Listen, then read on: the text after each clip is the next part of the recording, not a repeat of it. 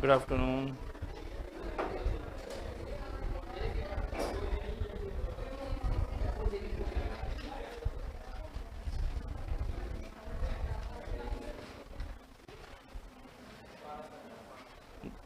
Good evening.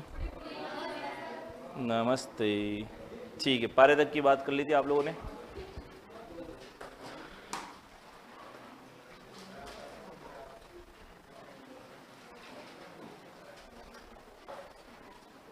चलिए,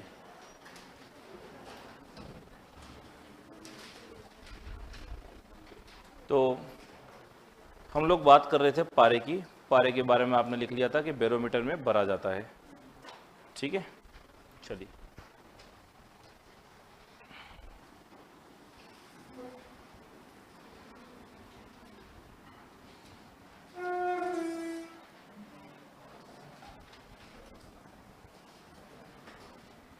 अब हम लोग सीखेंगे इलेक्ट्रॉन, प्रोटॉन और न्यूट्रॉन किस तरह से निकाले जाते हैं। समस्थानिक, समभारिक, समन्यूट्रॉनिक, ये सब क्या होते हैं। ठीक है, चलिए। गोल्ड लिख लिया था ना आपने, पारा, गोल्ड, पारा, सिल्वर, इन सब की बातें लिख ली थी। चलिए, तो सबसे पहले हम लोग निकालेंगे इसके अंदर। उससे पहले आप लोगों को एक बात बताता हूँ जो आपको ध्यान रखनी है। देखिए बोर्ड पे,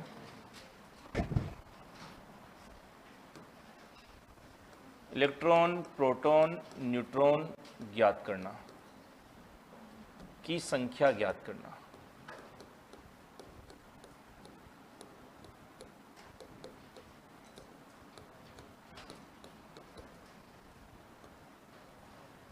तो इलेक्ट्रॉन, प्रोटॉन, न्यूट्रॉन की संख्या हमने को वैसे ज्ञात करनी आती नहीं है। अब नहीं आती तो कैसे सीखनी है, क्या करना है आपको, देखिए इधर बोर्ड पे।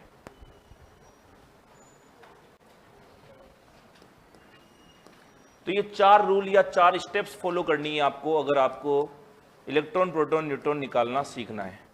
तो स्टेप फर्स्ट में आपको क्या करना है, सबसे पहले आपको करना है तत्व का निरूपण, रिप्रेजेंटेशन ऑफ एन एलिमेंट, तत्व का निरूपण। अब किसी तत्व का निरूपण कैसे करते हैं वो सुनो। किसी तत्व को लिखने का तरीका होता है x, नीचे z, ऊपर a। बताया था क्या, बोलो। x का मतलब क्या है, परमाणु क्रमांक। z का मतलब, x का मतलब है तत्व, z का मतलब परमाणु क्रमांक, और a का मतलब परमाणु द्रव्यमान। ये लिखवा रखा है पहले, तो फिर इतना क्यों लिख रहे हैं अपन डिटेल में, लिखा हुआ है तो फिर क्या दिक्कत। सीधा सा आपको पता है x, z, a, ऐसे निरूपित करते हैं। ठीक है, तो जैसे उदाहरण, अगर हाइड्रोजन को लिखना है तो क्या लिखोगे, 1H1। हीलियम को लिखना है तो 2He4। कार्बन को लिखना है तो 6C12। नाइट्रोजन को लिखना है तो 7N14। ऑक्सीजन को लिखना है तो 816। सोडियम को लिखना है तो 1123। एल्यूमिनियम को लिखना है तो 1327। सल्फर को लिखना है तो 1632। कैल्शियम को लिखना है तो 2040। तो ऐसे लिख देंगे। तो तत्व का निरूपण करना आ गया। सेकंड स्टेप में क्या करना है,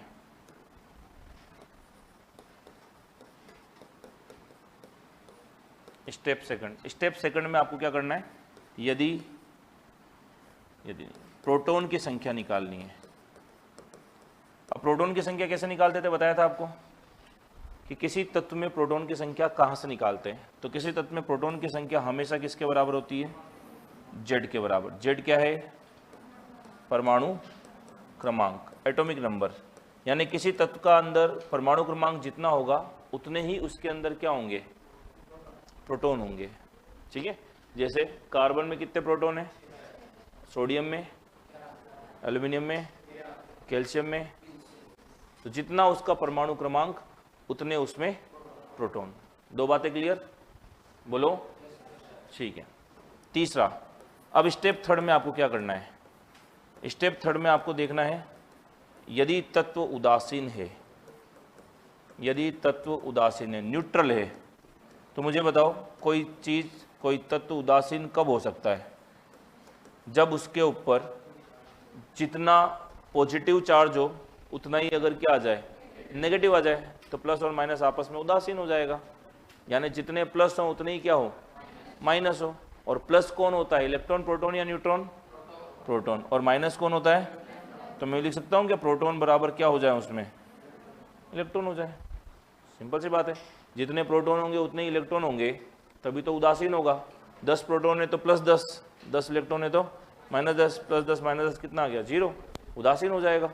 तो अगर किसी तत्व के अंदर प्रोटॉन और इलेक्ट्रॉन बराबर हैं तो वो क्या होगा, उदासीन। या फिर अगर कोई तत्व अपन को दिख रहा है कि उदासीन है, तो दिमाग में आना चाहिए इसमें प्रोटॉन इलेक्ट्रॉन क्या होंगे, बराबर होंगे। बात समझ में आ गई, ठीक है।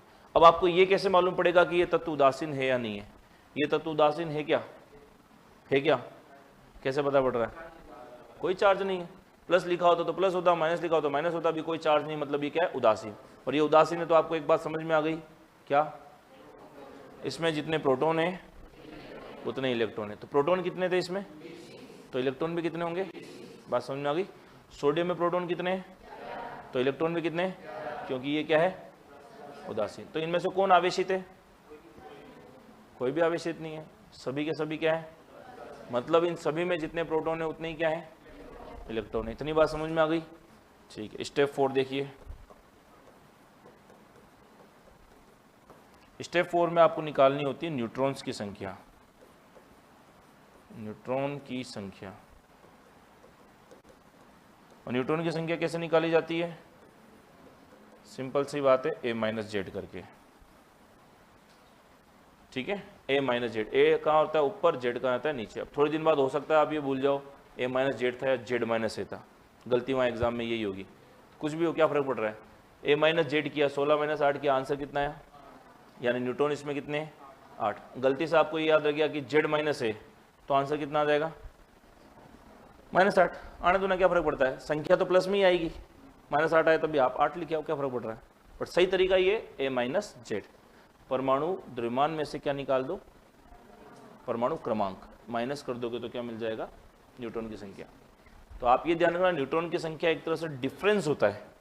तो थोड़ी दिन बाद ये भूल जाओगे a माइनस जेड डिफरेंस था या जेड माइनस ए था। तो सिंपल से आप तो एक बात ध्यान रखना कि डिफरेंस कैसे निकालते हैं, ज़्यादा माइनस कम या कम माइनस ज़्यादा, ज़्यादा माइनस कम। तो ज़्यादा वैल्यू में से कम वैल्यू निकाल देना, ज़्यादा वैल्यू हमेशा ऊपर रहेगी, कम वैल्यू हमेशा नीचे रहेगी, ठीक है। तो ज़्यादा माइनस कम कर देना, फॉर्मूला रटने की जरूरत नहीं है आपको। इतनी बात क्लियर। अब एक एग्जाम्पल पे इसको अप्लाई करके देख लो। जैसे एग्जाम्पल ले लिया मैंने कार्बन का ही, क्वेश्चन दे दिया इलेक्ट्रॉन प्रोटॉन न्यूट्रॉन निकालने हैं किसमें, कार्बन में। तो आपको क्या बताया, कुछ भी नहीं आता है तो अपने को क्या करना है, ये 4 स्टेप को फॉलो करना। पहला स्टेप क्या बोलता है, तत्व का निरूपण। तो इसको कैसे निरूपित करेंगे, इसको नीचे लिखेंगे 6, ऊपर लिखेंगे 12, तो इससे हो जाएगा इसका रिप्रेजेंटेशन, ठीक। चलिए फिर सेकंड स्टेप में अपन क्या करते हैं, प्रोटॉन की संख्या निकालते हैं। कैसे निकालेंगे, परमाणु क्रमांक के बराबर। परमाणु क्रमांक कितना है, तो प्रोटॉन कितने, 6। 2 स्टेप क्लियर। तीसरा स्टेप क्या बोलता है, तत्व उदासीन है क्या, है तो उसमें प्रोटॉन और इलेक्ट्रॉन क्या होंगे, बराबर। तो तत्व उदासीन है क्या, कैसे पता पड़ा, कोई चार्ज नहीं है, तो इसमें जितने प्रोटॉन होंगे उतने, तो इलेक्ट्रॉन कितने हो गए, 6। इतनी बात क्लियर। स्टेप 4, स्टेप 4 क्या बोलती है, क्या निकालो, न्यूट्रॉन। न्यूट्रॉन निकालने का तरीका ज़्यादा माइनस कम, ज़्यादा माइनस कम कर दो, कितना आया, 12 माइनस 6, 6। कोई दिक्कत, कोई स्टेप समझ में नहीं आई, आ गई सारी, चारों स्टेप समझ में आ गई। अगर ये चारों स्टेप पता है तो दुनिया के किसी भी एलिमेंट में क्या निकाल दोगे, इलेक्ट्रॉन प्रोटॉन न्यूट्रॉन। और इलेक्ट्रॉन प्रोटॉन न्यूट्रॉन निकलेंगे तब आपको समझ में आएगा सम इलेक्ट्रॉनिक, सम न्यूट्रॉनिक, सम भारिक, ये सारी बातें, सम स्थानिक, ये समझ में आएंगे तो आपसे बनेंगे फॉर्मूले रेडिकल कि किसके ऊपर कितने चार्ज आएगा। क्योंकि कितना चार्ज आएगा ये डिपेंड करता है इलेक्ट्रॉनों की संख्या के ऊपर, कितने त्यागे गए और कितने ग्रहण किए गए। तो यहीं से आपको पूरी केमिस्ट्री का बेस मिलेगा। समझ आ गई, बोलो, लिखो जल्दी से।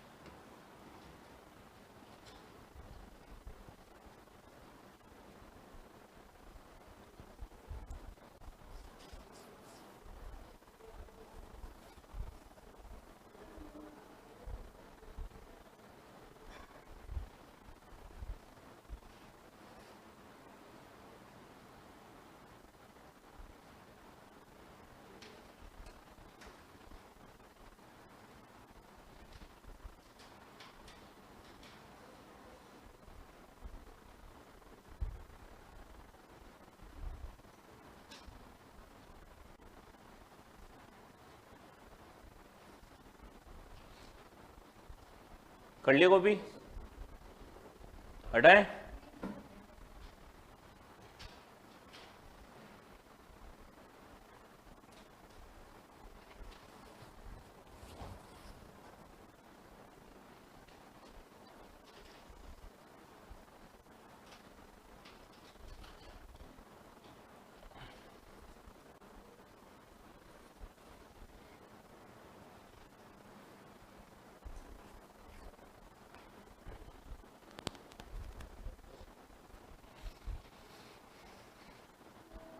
जिसने ये कॉपी कर लिया, इन सब के अंदर इलेक्ट्रॉन प्रोटॉन न्यूट्रॉन निकालो जल्दी से। हटाओ इसको, सभी के अंदर इलेक्ट्रॉन प्रोटॉन न्यूट्रॉन निकालो जल्दी।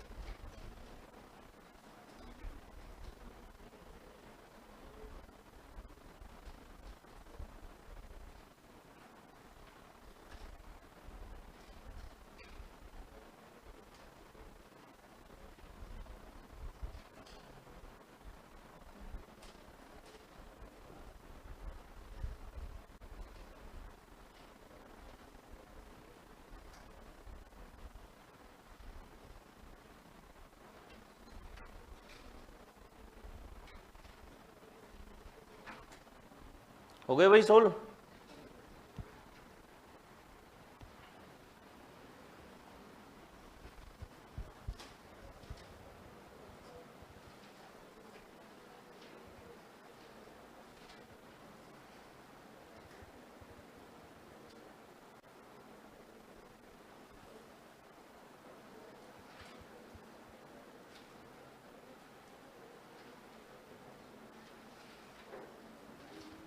जल्दी करो भाई, इतनी देर मत लगाओ।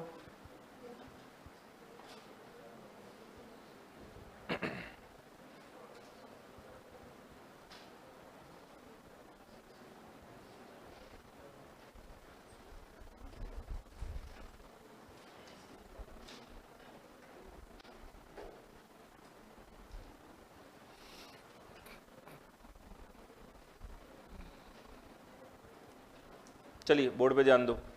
आ गए सबके आंसर? किस किस में सोल्व करने थे?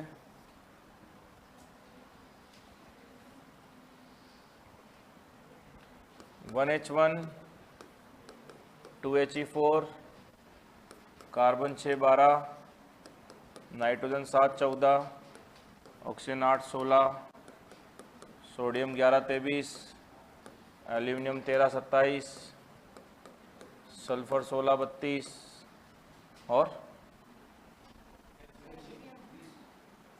कैल्शियम 2040।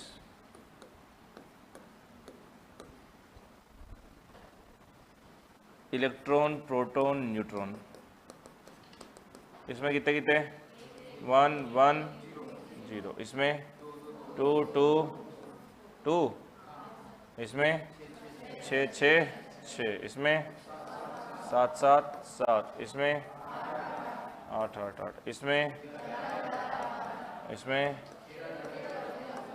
ठीक है, इसमें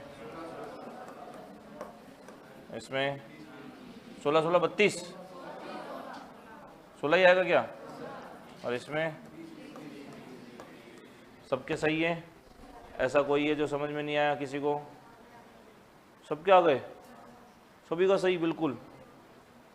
ऐसा कैसे हो सकता है? इतना बढ़िया पढ़ा रहा हूँ मैं।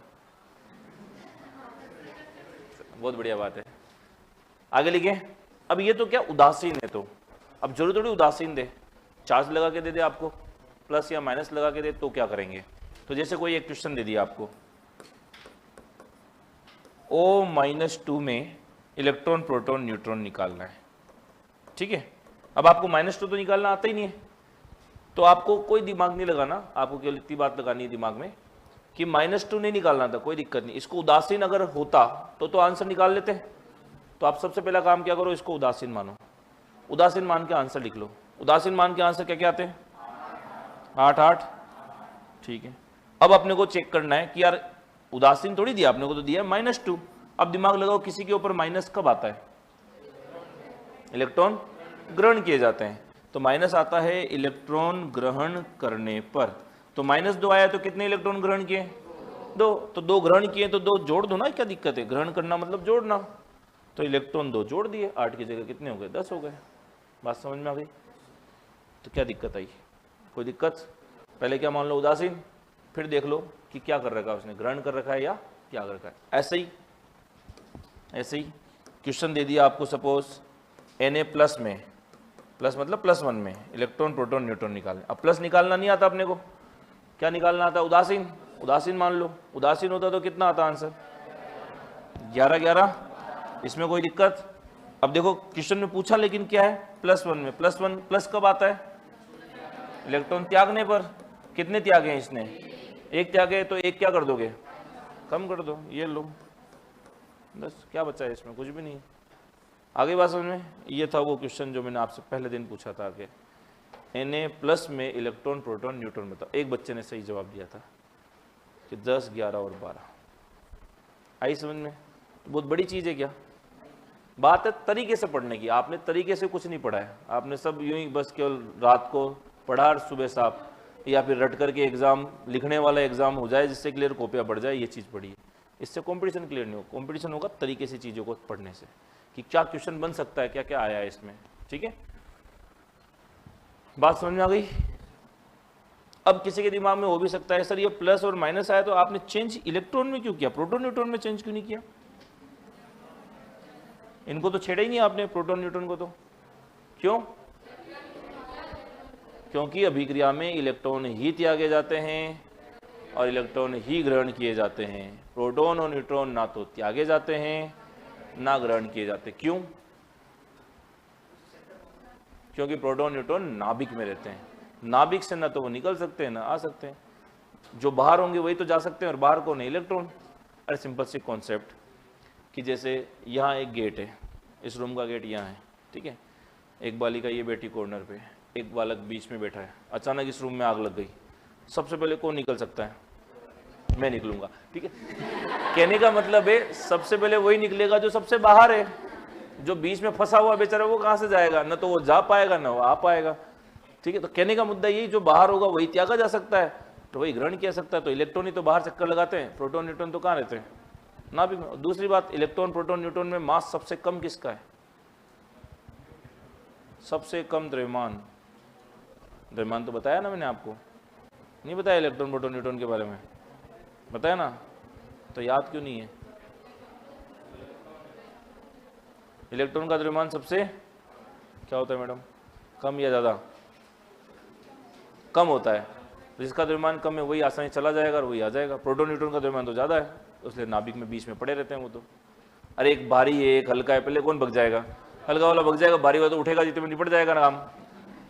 तो वही वाली बात है, उसका मास कम है इसलिए वो चक्कर लगाता है बेचारा। प्रोटॉन न्यूट्रॉन बीच में रहते हैं, भारी हैं, दोनों का द्रव्यमान ज़्यादा है और लगभग बराबर है। बताया था ना कितना कितना इलेक्ट्रॉन का द्रव्यमान? AMU में बताओ। इलेक्ट्रॉन का द्रव्यमान 0 AMU, प्रोटॉन का 1.007, न्यूट्रॉन का 1.008। ये लिखवा दिया? तो याद क्यों नहीं है? फिर याद होना चाहिए। देखो आपको जो चीज़ पढ़ा दी ना वो टिप्स पे याद हो, तब सिलेक्शन होंगे, ऐसे नहीं होंगे। मजाक में मतलब चीज़ों को। पिछली बार पेपर इजी था फिर भी नहीं हुआ ना सिलेक्शन, इसलिए नहीं हुआ क्योंकि आप चीज़ों को मजाक में ले लेते हो। मजाक मजाक में दिक्कत हो जाती है। सीरियसली लो चीज़ों को। पेपर टफ आए चाहे ईजी आए, आपका 100% डेडिकेशन होना चाहिए। आपका नहीं है अभी वो डेडिकेशन, याद ही नहीं आपको जो चीज़ें पढ़ा दी, जबकि इतने तरीके से पढ़ा रहा हूँ आपको। एक चीज़ याद करो चीज़ों को, जब तक चीज़ें याद नहीं होगी तब तक सिलेक्शन नहीं होगा। पढ़ते आप सब हो, सिलेक्शन गिनती का होगा इसी कारण से, क्योंकि वो जिसका सिलेक्शन हो रहा है वो रेगुलर उसको रिवाइज कर रहा है। और बाकी लोग नहीं कर रहे। भीड़ की तरह मत रहो, भीड़ की तरह रहोगे तो रिजल्ट भी भीड़ जैसा ही मिलेगा, भीड़ से अलग रहोगे तो रिजल्ट भीड़ से अलग मिलेगा। तो वो काम मत करो कि कॉपी यहीं बंद होती रही है जाके खुल रही है, ऐसा नहीं करो, ठीक है। कल याद होनी चाहिए सारी चीज़ें जितनी पढ़ा दी हर सब्जेक्ट के अंदर। ये समझ में आ गया? तो प्रोटॉन न्यूट्रॉन ना तो त्यागे जाते हैं ना ग्रहण किए जाते हैं, इसलिए अगर माइनस आ रहा है चार्ज या प्लस आ रहा है चार्ज, वो केवल किसकी वजह से आ रहा होगा? इलेक्ट्रॉन की वजह से। समझ आ गई बात? इसलिए एक क्वेश्चन आया पेपर में, किसी तत्व की रासायनिक क्रियाशीलता किस पर निर्भर करती है? इलेक्ट्रॉन पे, प्रोटॉन पे, न्यूट्रॉन पे, सभी पर? केवल इलेक्ट्रॉन पे, क्योंकि अभिक्रिया में भाग कौन लेते हैं? इलेक्ट्रॉन लेते हैं। बंध कौन बनाते हैं? इलेक्ट्रॉन। अगर इलेक्ट्रॉन त्यागते या ग्रहण करते हैं तो आयनिक बंध बनते हैं। इलेक्ट्रॉन का साझा होता है तो सहसंयोजक बंध बनते हैं। हर जगह इलेक्ट्रॉन पार्टिसिपेट करेंगे, प्रोटॉन न्यूट्रॉन तो बीच में नाभिक में पड़े रहते हैं, वो कोई काम में नहीं आते। ठीक है, दोनों लिखो।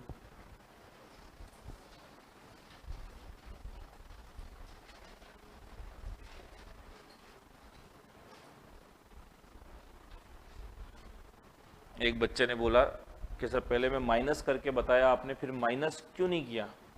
अरे माइनस का मतलब होता है इलेक्ट्रॉन ग्रहण करना।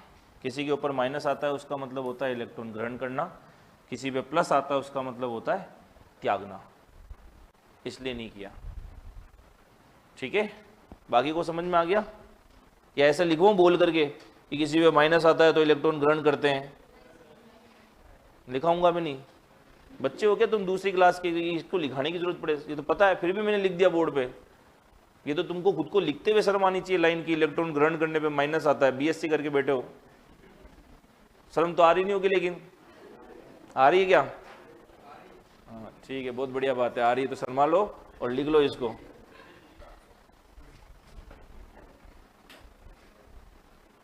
मतलब ये लाइन लिखाना वैसा है कि 2 + 2 4 होता है, ये लिखो कॉपी के अंदर, ये वो लाइन है केमिस्ट्री में। फिर भी लिख लो, मैंने तो लिख दिया, शर्मा करके लिख लो, कोई बात नहीं। अपनी कौन सी बेइज्जती होती है स्टूडेंट लाइफ में? सही बात है ना, बेइज्जती उसकी होती है इसकी पहले इज्जत हो। अपन ने इज्जत कमाई कहाँ अभी तक? अभी तक तो कोचिंगों में धक्के खाए बस। तो शर्माओ मत, कोई बात नहीं, लिख लो।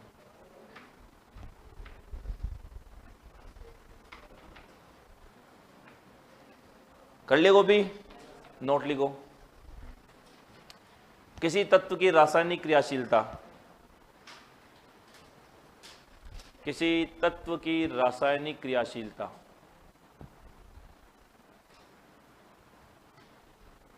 किस पर निर्भर करती है?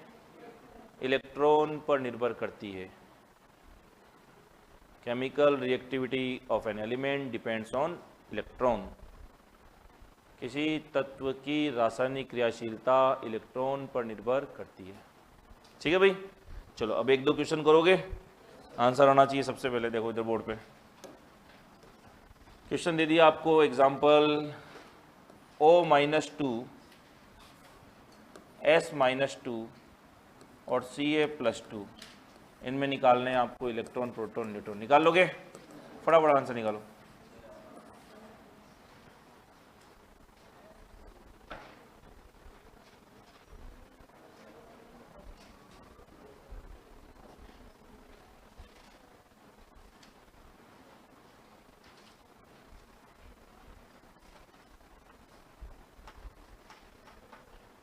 तरीका क्या बताया? पहले क्या करो? पहले क्या करोगे? उदासीन मान के आंसर लिख लो, फिर देख लो प्लस माइनस के अकॉर्डिंग क्या करना है आपको। क्या हुआ? आ गया आंसर? कितना है बता? 18, 16, 16, ठीक है। इधर 22, 20, 20, वापस बता। कॉपी में देख के बता, कॉपी में क्या सोल्व किया है? कॉपी में नहीं लिखा ना, तो क्यों नहीं लिखा? इसलिए गलत सलत बता रही। कॉपी में लिखती तो सही आता आंसर, लिख कॉपी में। तो वैसे क्यों सोचते हो? तो 1-2 लाइन समझ में आने लग जाते, तुम हवा में काम करने लग जाते हो। कॉपी में लिखो, गलतियां होगी वहां पे। 22 कर रही है उसको, 22 नहीं आएगा वहां। 28, 18, कितना कितना बताना जरा इसका? 18, 20, 20, और ये आगे समझ में?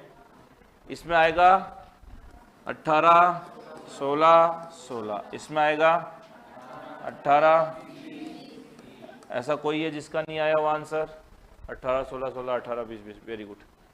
बस उदासीन के आंसर हमको पता थे क्या? 16, 16, 16, -2 का मतलब 2 इलेक्ट्रॉन लिए तो 16 की जगह 2 18 हो गए। कैल्शियम उदासीन का आंसर पता था 20, 20, 20, +2 कर दिए मतलब 2 इलेक्ट्रॉन निकाल दिए तो 18, 20, 20 हो जाए। ठीक है, अब ऐसा तो नहीं है कोई कि सर मैं तो यही भूल जाऊंगा कि त्यागने पे प्लस आता है या ग्रहण करने पे माइनस आता है, ऐसा भी कोई है क्या? बता दो, होगा तो सही कोई तो। उसका भी तरीका बताता हूँ फिर आपको, लास्ट जुगाड़ इसका, कि कुछ ही याद नहीं रहे तो कुछ नहीं करना, लास्ट में एक काम करना। आप तो क्या करना, देखो इधर बोर्ड पे, उदासीन का तो आंसर निकाल ही लोगे। कंफ्यूजन यही होगा जो भी आप कर रहे हो कि माइनस का मतलब से जोड़ना है घटाना है, कुछ नहीं करना, जो दे रखा हो उसका उल्टा कर देना। माइनस है तो प्लस कर देना और प्लस है तो माइनस कर देना, यही तो किया है आपने। पहले कितने कितने थे ये? पहले कितने कितने थे? 20, 20, 20 थे ना। यहाँ प्लस है तो क्या करना, उल्टा माइनस, माइनस कर दिया। यहाँ पहले कितने कितने थे? 16, 16, 16, यहाँ माइनस है तो क्या कर दो, प्लस कर दिया ना, 2 प्लस। बस अब इससे ज़्यादा इजी नहीं हो सकता ये, ठीक है। फिर भी नहीं आया तो एक लास्ट तरीका बताऊँ क्या? तो नहीं छोड़ना नहीं, आप एक काम करना, जो कॉपी पढ़ रहे हो ना तो अपनी चेयर टेबल पे पढ़ते हो ना, तो चेयर टेबल पे बैठ के पढ़ा करो, सबसे सही तरीका होता है, नींद नहीं आती उस पर।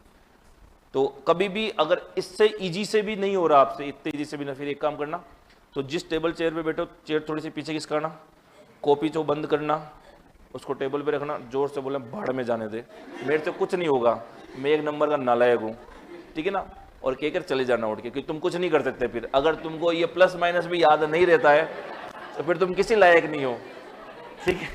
ऐसे गौर से सुन रहे हो, पता नहीं कौन सा कोई नुस्खा बता रहा हूँ मैं, कुछ नहीं बता रहा, यही बताया जो मैंने बताया, और इसे ध्यान से सुन, इतना ध्यान से तो वो भी नहीं सुना था जो मैंने कॉन्सेप्ट बताया था तुम्हें। तुमको केवल जुगाड़ चाहिए जिंदगी में, और कुछ नहीं। ऐसे गौर से सुन रहे, मतलब जो कॉन्सेप्ट बता रहा हूँ तब इतने ध्यान से नहीं सुन रहे, फालतू की बात बता रहा हूँ जब बड़े ध्यान से सुनोगे तुम।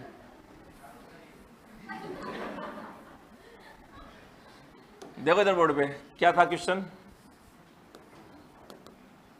S-2 और Ca+2, इलेक्ट्रॉन, प्रोटॉन, न्यूट्रॉन कितने कितने, 18, 16, 16 और 18, 20, 20 हो गए सबके। चलिए यहां तक की बात खत्म। अब क्वेश्चन आने स्टार्ट होते हैं आपके इस जगह से कि सम भारिक क्या है, सम इलेक्ट्रॉनिक क्या है, सम न्यूट्रॉनिक क्या है, सम स्थानिक क्या है। तो सबसे पहले देखेंगे आइसो इलेक्ट्रॉनिक, लगाओ हेडिंग, सम इलेक्ट्रॉनिक।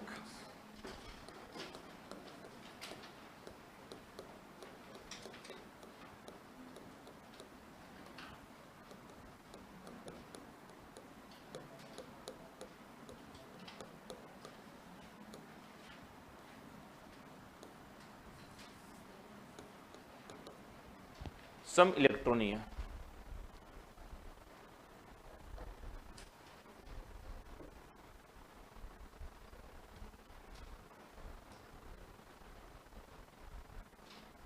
लिख दिया। समझो इसका मतलब, सम इलेक्ट्रॉनिक का मतलब क्या समझ में आ रहा है? सम मतलब समान, इलेक्ट्रॉनिक मतलब इलेक्ट्रॉन, आइसो का मतलब भी समान, इलेक्ट्रॉन मतलब क्या, इलेक्ट्रॉन की संख्या, यानी इलेक्ट्रॉन की संख्या क्या होगी, समान होगी। तो इलेक्ट्रॉनों की संख्या इसमें क्या होगी, समान। अब वो क्वेश्चन कैसे देता है, उदाहरण, वो बोलेगा निम्न में से सम इलेक्ट्रॉनीय है, पहला ऑप्शन O-2 और Na+, क्या ये दोनों सम इलेक्ट्रॉनीय हैं?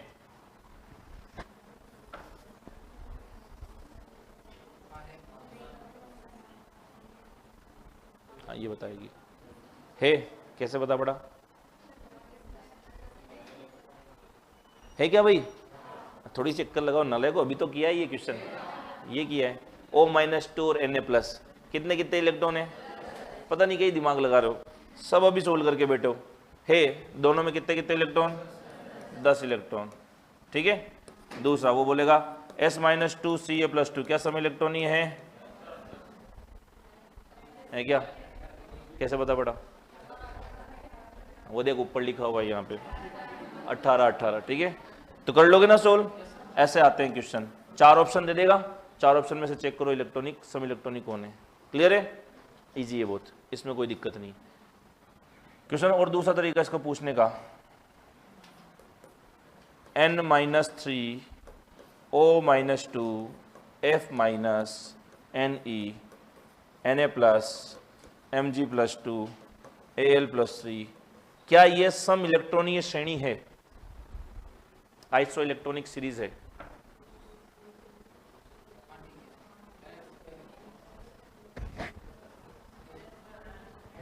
बाकी लोग बताओ, है कितने कितने इलेक्ट्रॉन? सब में 10 आ रहे हैं क्या?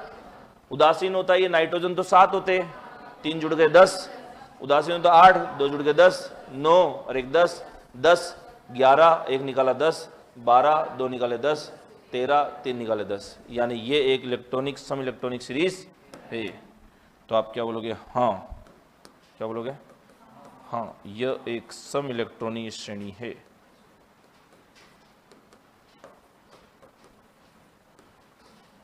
Iso electronic species, iso electronic series. Clear है? लिखो जल्दी से। अब स्पीड में चलना चाहिए दिमाग, फटाफट से देखते ही मालूम पड़े कि इसमें इतने इलेक्ट्रॉन है।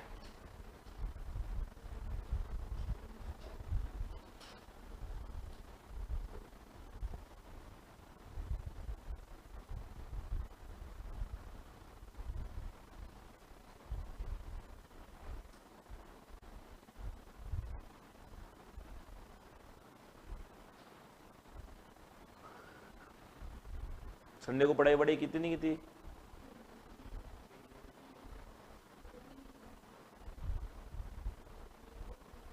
आधे तो देख ही नहीं रहे, कहीं हमसे नहीं पूछ ले की थी कि नहीं की थी, लिखने में लगे हुए हो बड़े। संडे को डेली रिवाइज किया करो, हर संडे को, जो आप 6 दिन में पढ़ते हो। कल क्लास थोड़ी थी आप लोगों की, पूरी छुट्टी थी ना? हाँ, तो संडे को शेड्यूल ऐसा रखा करो, कुछ नया नहीं पढ़ना, पुराना जितना भी पढ़ा रखा है 6 दिन का वो सब रिवाइज करो। ये सिस्टम पहले से सेट करके चलो, बाद में एक साथ रिवीजन नहीं होगा।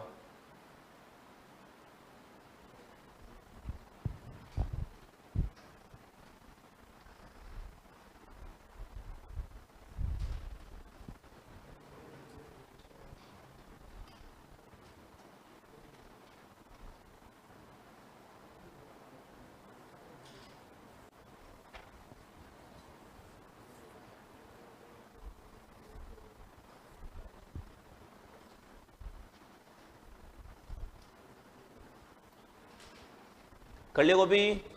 तो क्या लिखोगे? सभी में कितने 10 इलेक्ट्रॉन हैं। तो सम इलेक्ट्रॉन तो पता लगा लेंगे, कोई दिक्कत थोड़ी है। अरे बोलो, चलो हटाएं इसको। सम इलेक्ट्रॉनिक के बाद आता है समभारिक, इंग्लिश में बोलते हैं आइसोबार। समभारिक क्या मतलब समझ में आया? जिसका भार समान है, द्रव्यमान समान। और द्रव्यमान को, बांस को किससे लिख रहे थे? ऐसे लिख रहे थे क्या? इसका ए सेम। ए कहाँ लिखा जाता है? ऊपर लिखा जाता है। उदाहरण देखिए, कार्बन 6-12, नाइट्रोजन 7-14। क्या ये समभारिक है? नहीं है। कैसे पता पड़ रहा है? बार अलग अलग है सर, ठीक है, लेकिन हमने चेंज कर दिया। कार्बन 6-14 और नाइट्रोजन 7-14 क्या समभारिक हैं? बिल्कुल समभारिक हैं, समभारिक है।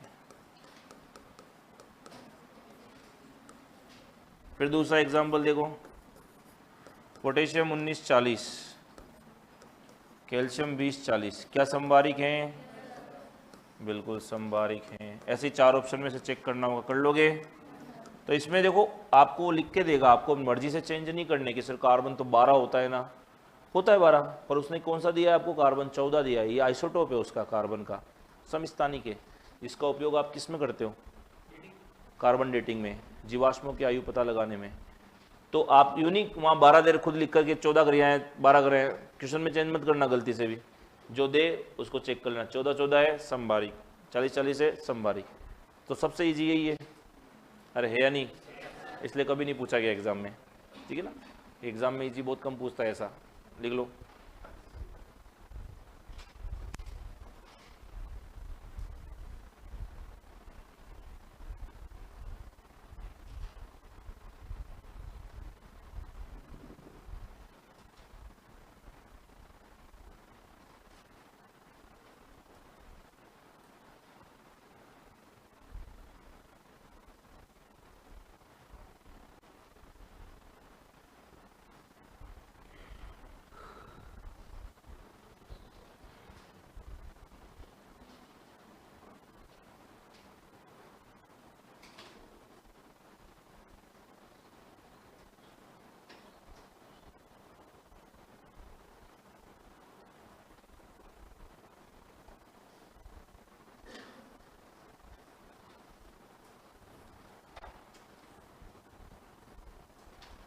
तो ये एग्जाम्पल रटने की जरूरत है क्या?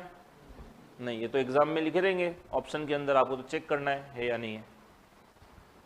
संभारिक समझ में आ गया? ठीक है, तीसरा पढ़ेंगे सम neutronic, isoneutronic. Isoneutronic क्या मतलब है इसका? सम न्यूट्रॉनिक, न्यूट्रॉन की संख्या समान, तो नंबर ऑफ न्यूट्रॉन सेम रहेंगे, न्यूट्रॉन की संख्या समान रहेगी। क्वेश्चन सेम ही आएगा कि निम्न 4 ऑप्शन में से कौन आइसो न्यूट्रॉनिक है। उदाहरण देखिए, 2He4 1H3 क्या सम न्यूट्रॉनिक हैं? कैसे पता पड़ा? न्यूट्रॉन कैसे निकालते हैं? ज़्यादा माइनस कम, ज़्यादा माइनस कम, सम न्यूट्रॉनिक है क्या? बिल्कुल, ये सम न्यूट्रॉनिक है।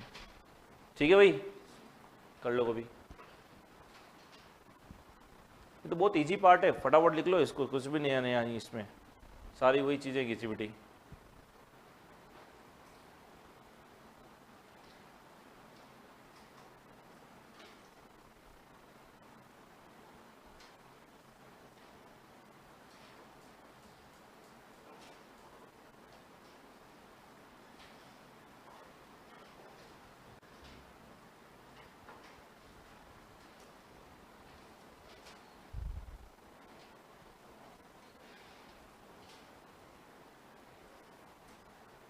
कर लिया कॉपी?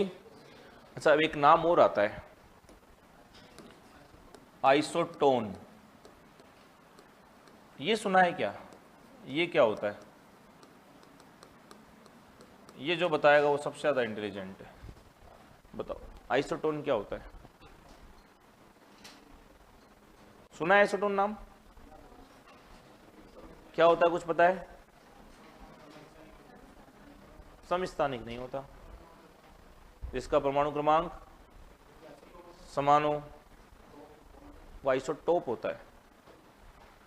आइसोटोन क्या होता है? यही होता है, आइसो न्यूट्रॉनिक का ही नाम होता है आइसोटोन, हिंदी में भी आइसोटोन ही कहते हैं। तो देखो आजकल क्वेश्चन इस नाम से आता है, निम्न में से आइसोटोन है, अब आपको पता ही नहीं पड़ेगा आइसोटोन क्या है। आइसोटोन का मतलब गई आइसो न्यूट्रॉनिक ही देखना है, न्यूट्रॉन की संख्या समान, तो लिख लो इसका दूसरा नाम, क्योंकि आजकल इस नाम से आता है ये क्वेश्चन पेपर में।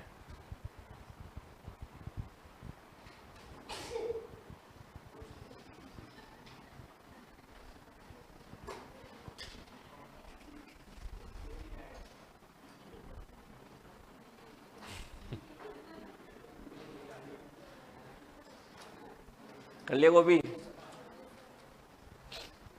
चलो बहुत बढ़िया। अब बचा है आपके आइसोटोप, वेरी वेरी इंपॉर्टेंट, लगाओ हेडिंग आइसोटोप। आइसोटोप का मतलब होता है हिंदी में समस्थानिक। समस्थानिक होता है समस्थानिक? क्या होता है? समस्थानिक, समस्थानिक, स्थान समान। अगर मतलब समझोगे ना तो आपको इनके आंसर अपने आप समझ में आएंगे। अपन रटते ही उल्टा सुल्टा है, समस्थानिक। समस्थानिक कुछ होता ही नहीं है। क्या होता है मैडम? मतलब समान स्थान का मतलब परमाणु क्रमांक समान। देखो इधर बोर्ड पे, सम स्थानिक मतलब इनका क्या रहेगा, स्थान समान रहेगा। अब मुझे बताओ जैसे हाइड्रोजन कौन से नंबर पे आता है और हीलियम, तो ये इनका स्थान है। स्थान मतलब ये परमाणु द्रव्यमान है या परमाणु क्रमांक है, परमाणु क्रमांक है। तो स्थान का मतलब केमिस्ट्री में क्या है, परमाणु क्रमांक। तो इनका क्या समान, स्थान समान मतलब जेड समान। तो जिनका जेड तो क्या हो, सेम हो, परंतु परमाणु द्रव्यमान, परमाणु द्रव्यमान क्या हो, भिन्न हो। परमाणु द्रव्यमान को किससे लिखते हैं, ए, वो क्या हो, भिन्न हो। ठीक है, तो जिनका जेड तो क्या हो जाए, सेम हो जाए, और ए क्या हो जाए, डिफरेंट हो जाए, वो आपस में क्या कहलाते हैं, समस्थानिक कहलाते हैं। समझ में आ गई, जेड क्या हो सेम, ए क्या हो डिफरेंट। जैसे एग्जांपल आप लोग बोलते हो कि हाइड्रोजन के कितने आइसोटोप, 3 आइसोटोप। कौन कौन से, 1H1, 1H2 और 1H3। अब पहले तो बताओ ये आइसोटोप है क्या, है क्या, कैसे बता पड़ा, जेड सेम है क्या इनका, कहाँ है, 1 1 1, ठीक है भाई सेम है। ए डिफरेंट है क्या, कहाँ है डिफरेंट, 1 2 3। समझ में आई, इसलिए ये आपस में क्या है, आइसोटोप है, समस्थानिक है। पहली बात तो ये, ठीक। अब दूसरी बात, इनका नाम क्या क्या है, इसको बोलते हैं प्रोटियम। क्या बोलते हैं, प्रोटियम, उसको ड्यूटीरियम, और इसको ट्राइटियम। इसको कैपिटल डी से भी लिखते हैं, ठीक है।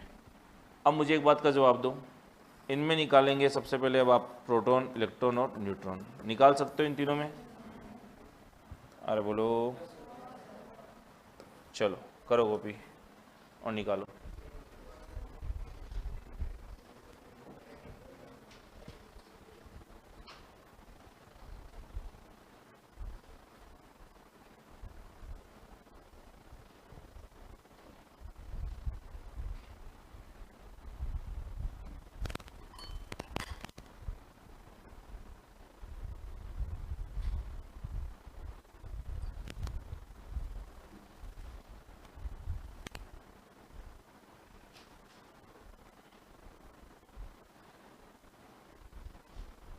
खोया मत करो बीच बीच में, लिख लो जल्दी से।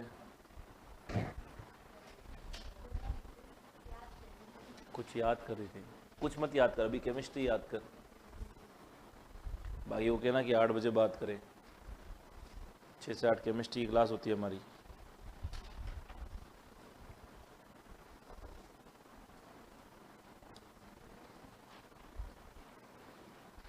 हो गए, बोलो, हटाएं इसको।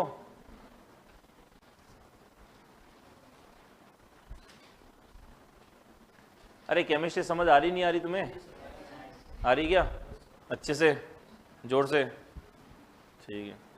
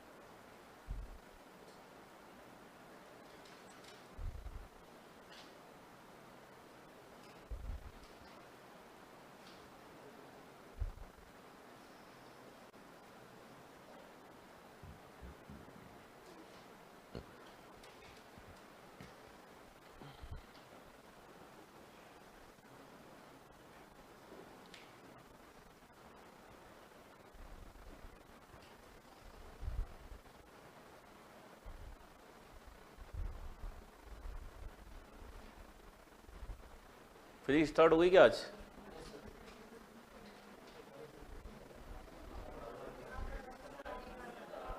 ये तो पढ़ लो तुम, ये तो पढ़ नहीं रहे हो तुम लोग।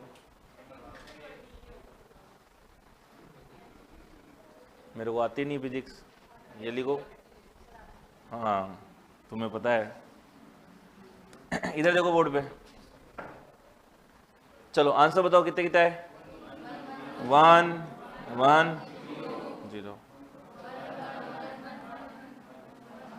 1। अच्छा इधर ये सब क्या आ गए थे क्या? अब क्वेश्चन इससे बहुत सारे तरीके से पूछ लेते हैं। क्वेश्चन पूछता है कि हाइड्रोजन का ऐसा समस्थानिक बताओ जिसमें न्यूट्रॉन की संख्या 0 है। प्रोटॉन ऐसा समस्थानिक बताओ इसमें प्रोटॉन की संख्या न्यूट्रॉन के बराबर है। प्रोटॉन की संख्या न्यूट्रॉन के बराबर। ड्यूटेरियम ऐसा समस्थानिक बताओ इसमें प्रोटॉन की संख्या न्यूट्रॉन से ज़्यादा है। कौन सा? प्रोटॉन की संख्या न्यूट्रॉन से ज़्यादा। प्रोटॉन की संख्या न्यूट्रॉन से ज़्यादा किसमें? प्रोटियम में। नलेक प्रोटॉन की संख्या न्यूट्रॉन से ज़्यादा।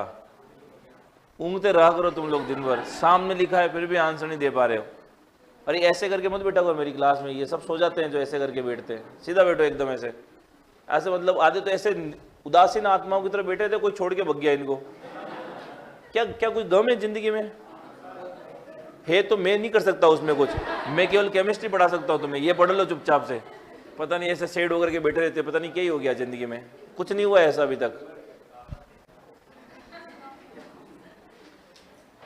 इधर देखो बोर्ड पे, हो जाएंगे सोल्व। ऐसा समस्थानिक बताओ इसमें प्रोटॉन और न्यूट्रॉन का अनुपात समान है। ड्यूटेरियम कर लोगे ना, ये लिखाने की जरूरत थोड़ी, तो सब यहीं से समझ में आ जाएंगे। ठीक, ऐसा समस्थानिक बताओ इसमें न्यूट्रॉन की संख्या प्रोटॉन से ज्यादा है। दिख रही है अब तो चली खोपड़ी।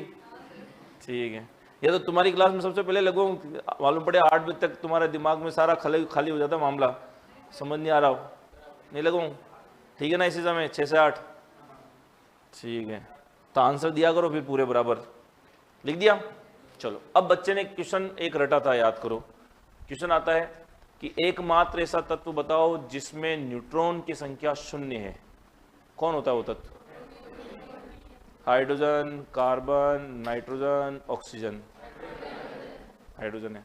अब बच्चे ने कॉपी से रट लिया कि हाइड्रोजन एकमात्र ऐसा तत्व होता है जिसमें न्यूट्रॉन की संख्या 0 होती है। क्वेश्चन घुमा के पूछा, ऐसा तत्व बताओ जिसमें न्यूट्रॉन की संख्या 0 है। पहला ऑप्शन प्रोटियम, दूसरा ड्यूटेरियम, तीसरा ट्राइटियम, चौथा उपरोक्त में से कोई नहीं।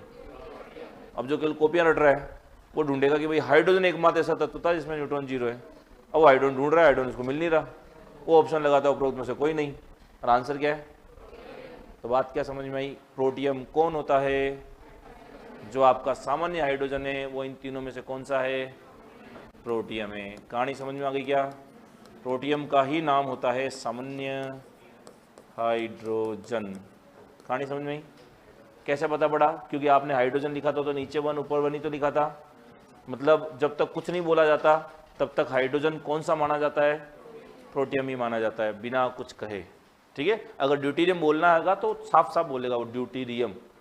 प्रोटियम ट्राइटियम बोलेगा तो साफ साफ बोलेगा ट्राइटियम। कुछ भी ना बोले तो वो उसी की बात कर रहा है। ठीक है, लिख लेना, वो सामान्य हाइड्रोजन है।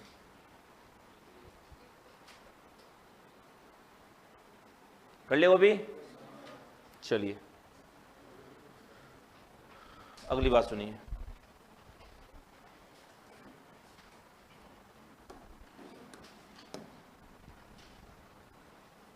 अब अगला क्वेश्चन यहां से देखिए क्या पूछता है। प्रोटियम जो 1H1 है, इसका यूज तो हमको पता है, ये तो सामान्य हाइड्रोजन है। तो अगर इसका यूज करोगे तो इससे क्या बनेगा? वाटर बनेगा। तो ये सामान्य हाइड्रोजन तो कौन सा जल बनाएगा? सामान्य जल बनाएगा। तो क्वेश्चन पूछ ले सामान्य जल का भार कितना है?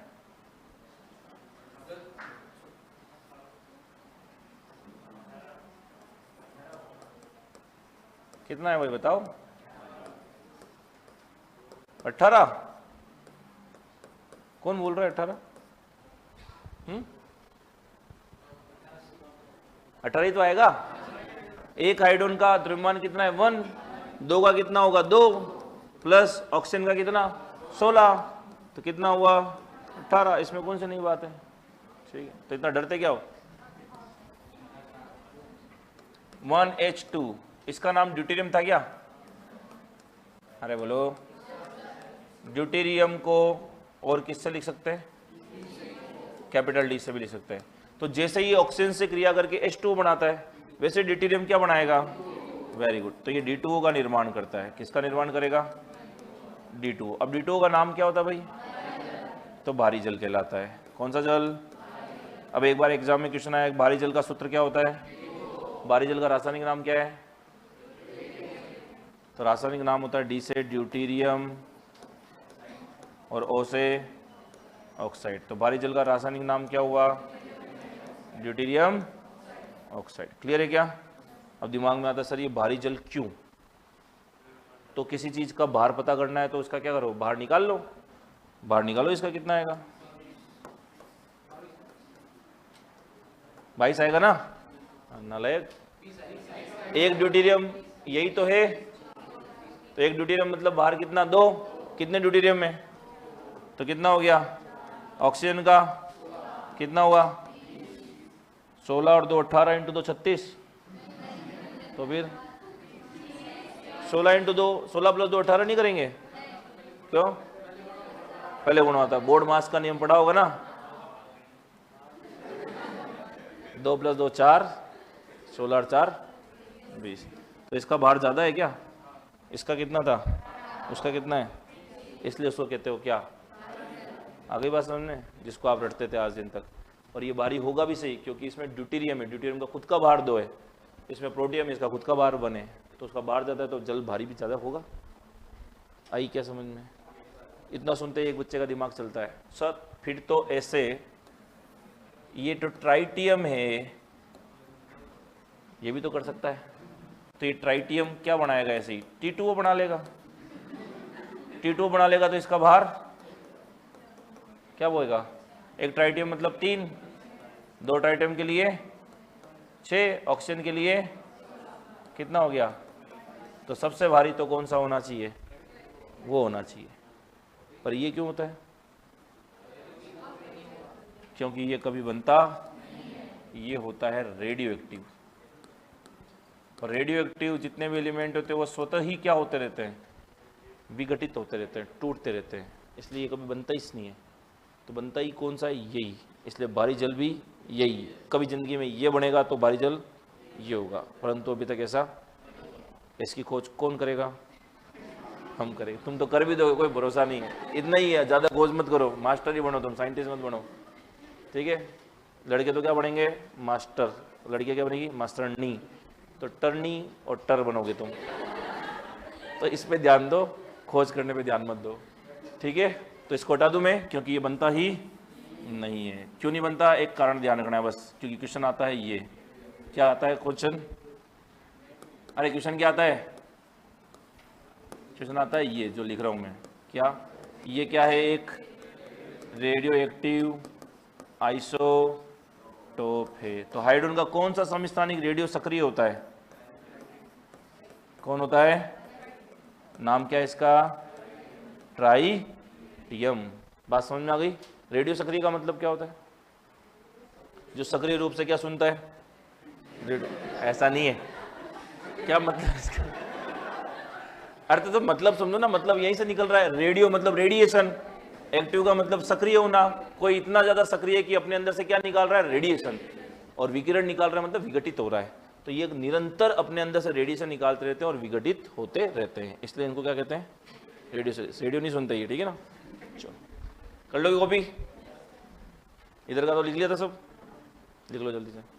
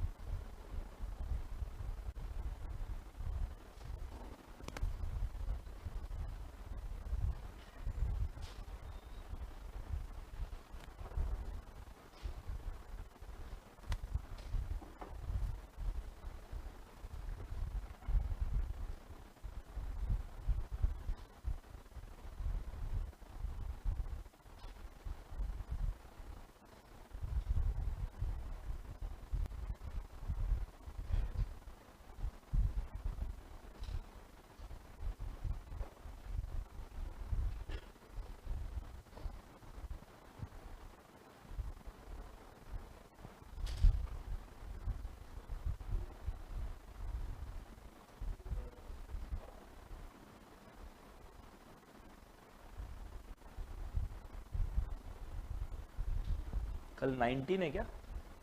19 तारीख है ना कल?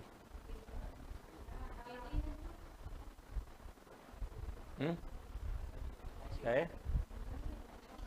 18 का है, 19 है कल। कल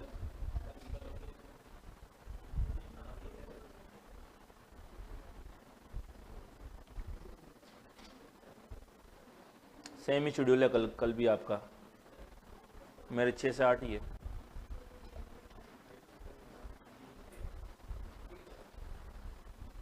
आज कितने बजे आए थे आप लोग? 2 से क्या पढ़ा? 2 से 4, फिर 4:15 से फिजिक्स, फिर मेरी। आज बायो नहीं हुई? अच्छा, भागीरथ सर की नहीं हुई थी क्लास आज, हैं? क्या हो गया? गुस्सा हो गया सर? तूने परेशान किया होगा, हैं? क्या मेरे लिए? तो मैं ही तो पढ़ा रहा हूँ, तो सर पढ़ा रहे हैं ना, शानदार पढ़ाते हैं, पढ़ो। सारे टीचर शानदार पढ़ाते हैं यहाँ, पढ़ो के तो देखो, तुम पढ़ते तो हो नहीं, बस एक दिन किसी ने पढ़ा दिया तो बस वो हो जाते हो कि हाँ ये पढ़ाएगा वो पढ़ाएगा। सर से पढ़ो, बहुत शानदार पढ़ाते हैं। फिजिक्स वाले सर अपने फील्ड के फिजिक्स के बहुत ज़बरदस्त टीचर हैं।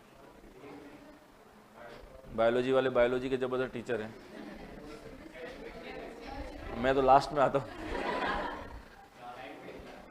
चलो लिख दिया, हटाएं। और आप पढ़ने लगोगे ना तो चीज़ें समझ में आएगी। आप लोग क्या करते, पढ़ते नहीं हो, आप लोग तो बस ये देखते हो कि माहौल कौन बढ़िया बना रहा है। पढ़ने पे ध्यान दो, माहौल ठीक है सब। चलो हटाएं इसको। तो आयोडीन का कौन सा समस्थानिक रेडियो सक्रिय है? 1s3 है, ठीक है, ट्राइटियम। अब जैसे और भी समस्थानिक होते हैं, जैसे और तत्वों के, तो 2-3 तत्वों के हैं जो मैं बता रहा हूं आपको याद रखने। देखिए कौन कौन से। जैसे कार्बन के, कार्बन 6-12, कार्बन 6-13, कार्बन 6-14, ठीक है, ये आपस में समस्थानिक है क्या? अरे बोलो, ठीक है। तो इसमें सामान्य कार्बन कौन सा है आपका? तो ये सामान्य कार्बन है, इसको कोई नहीं पूछता इसको है लेकिन एग्जाम में। ये इसका आइसोटोप है क्या? तो इस कार्बन 14 का यूज पूछते हैं आपको, पढ़ा होगा आप लोगों ने। इसका यूज करते हैं कार्बन या रेडियो डेटिंग में, कार्बन या रेडियो डेटिंग, ये सुना है ना। तो या तो कार्बन डेटिंग बोलते हैं या रेडियो डेटिंग बोलते हैं। तो ये एक विधि है, एक मेथड है, किस चीज का पता लगाने का?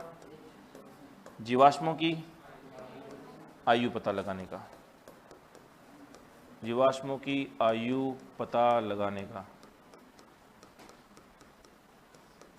में इसका क्या करते हैं? यूज करते हैं। समझ में आ गई? As determination of fossils. Fossils का मतलब होता है जीवाश्म, जो कहां से निकाले जाते हैं? जमीन से, खुदाई के द्वारा, ठीक है। तो ये एग्जाम में खूब बार पूछा गया है, जीवाश्म की आयु पता लगाने के लिए कौन सा समस्थानिक का उपयोग? कार्बन 14 का यूज करते हैं, ठीक है। समझ आ गई भाई? ठीक है, एक सेकंड को।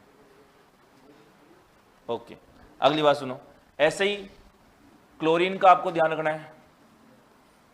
क्लोरीन के 2 फेमस है, कौन कौन? C17, 37 नहीं, पहले लिखेंगे हम 35, और दूसरा C17, 37। सुने क्या नाम? अरे सुने ना। इनके बारे में एक डाटा आपको दे रखा है आपकी बुक्स में, जो ध्यान रखना है कि इनके पाए जाने की प्रतिशत या पाए जाने की संभावना या पाए जाने की प्रतिशत जो होती है वो कितनी होती है? 35 वाले का पाए जाने का परसेंट 75% है। यानी प्रकृति में सबसे ज़्यादा कौन सी क्लोरीन मिलती है आपको? 35, और इसके पाए जाने की कितनी हो गई फिर? 25। तो ये दे रखा है आपको वहाँ पे एक अनुपात कि इन दोनों के पाए जाने का अनुपात कितना परसेंट? 3:1%। ये डाटा दे रखा है, आपको ध्यान रखना है, ठीक है। क्या है ये? इंपॉर्टेंट है। अब सर आप कहोगे सर बाकी का हमें कैसे पता पड़ेगा? बाकी का पढ़ने की जरूरत नहीं है, आपके सिलेबस में नहीं है, क्योंकि आप देख के नहीं बता सकते। आप देख के बता सकते हो कौन ज़्यादा मिलेगा? नहीं, ये आपको पता होना चाहिए डाटा। ये एक्सपेरिमेंटली होता है कि जब खोजा गया, पाया गया कि क्लोरीन कौन सा ज़्यादा पाया जाता है, तो 35 वाला ज़्यादा पाया गया 75%, ये वाला कम पाया गया 25%। तो आप देख के नहीं बता सकते कि कौन ज़्यादा होगा कौन कम होगा, ये डाटा आपको ध्यान रखना है। और बाकी के लिए अगर पूछेगा तो वो डाटा देगा आपको, अदरवाइज नहीं तो देगा भी नहीं, क्योंकि है भी नहीं सिलेबस में। ठीक, तो क्लोरीन के ये 2 समस्थानिक याद रखने हैं। क्लोरीन का हो गया, इसका हो गया, उसका हो गया, ठीक है, सबका हो गया, इसका उसका सबका। चलिए लिखो आगे।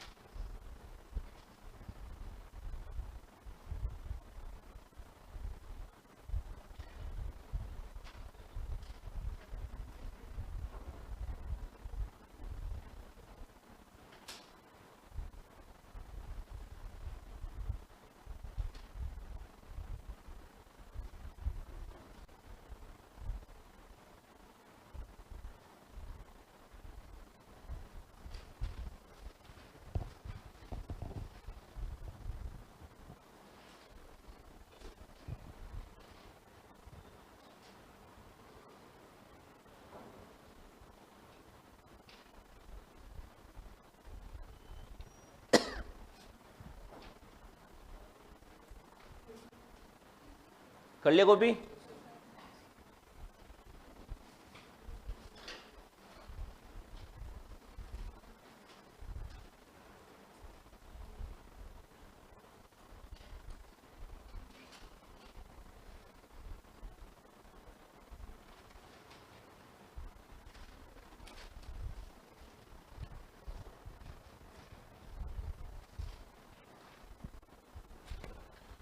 लिख लिया भाई? लिखो, जल्दी से लिखो।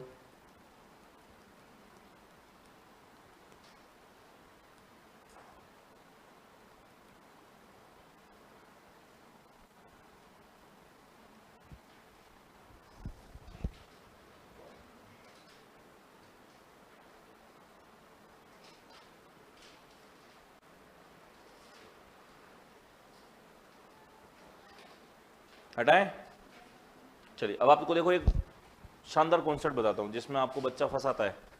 आपको क्वेश्चन पूछा भी जाता है वहाँ से एग्जाम्स के अंदर, आपके एनसीईआरटी में भी है, 9-10 तक भी है, और बच्चा पूछेगा भी अक्सर, और हो सकता है आपको भी वो डाउट हो। इधर देखो, समझना ढंग से, देखो मैं आपको क्या बोलना चाह रहा हूँ।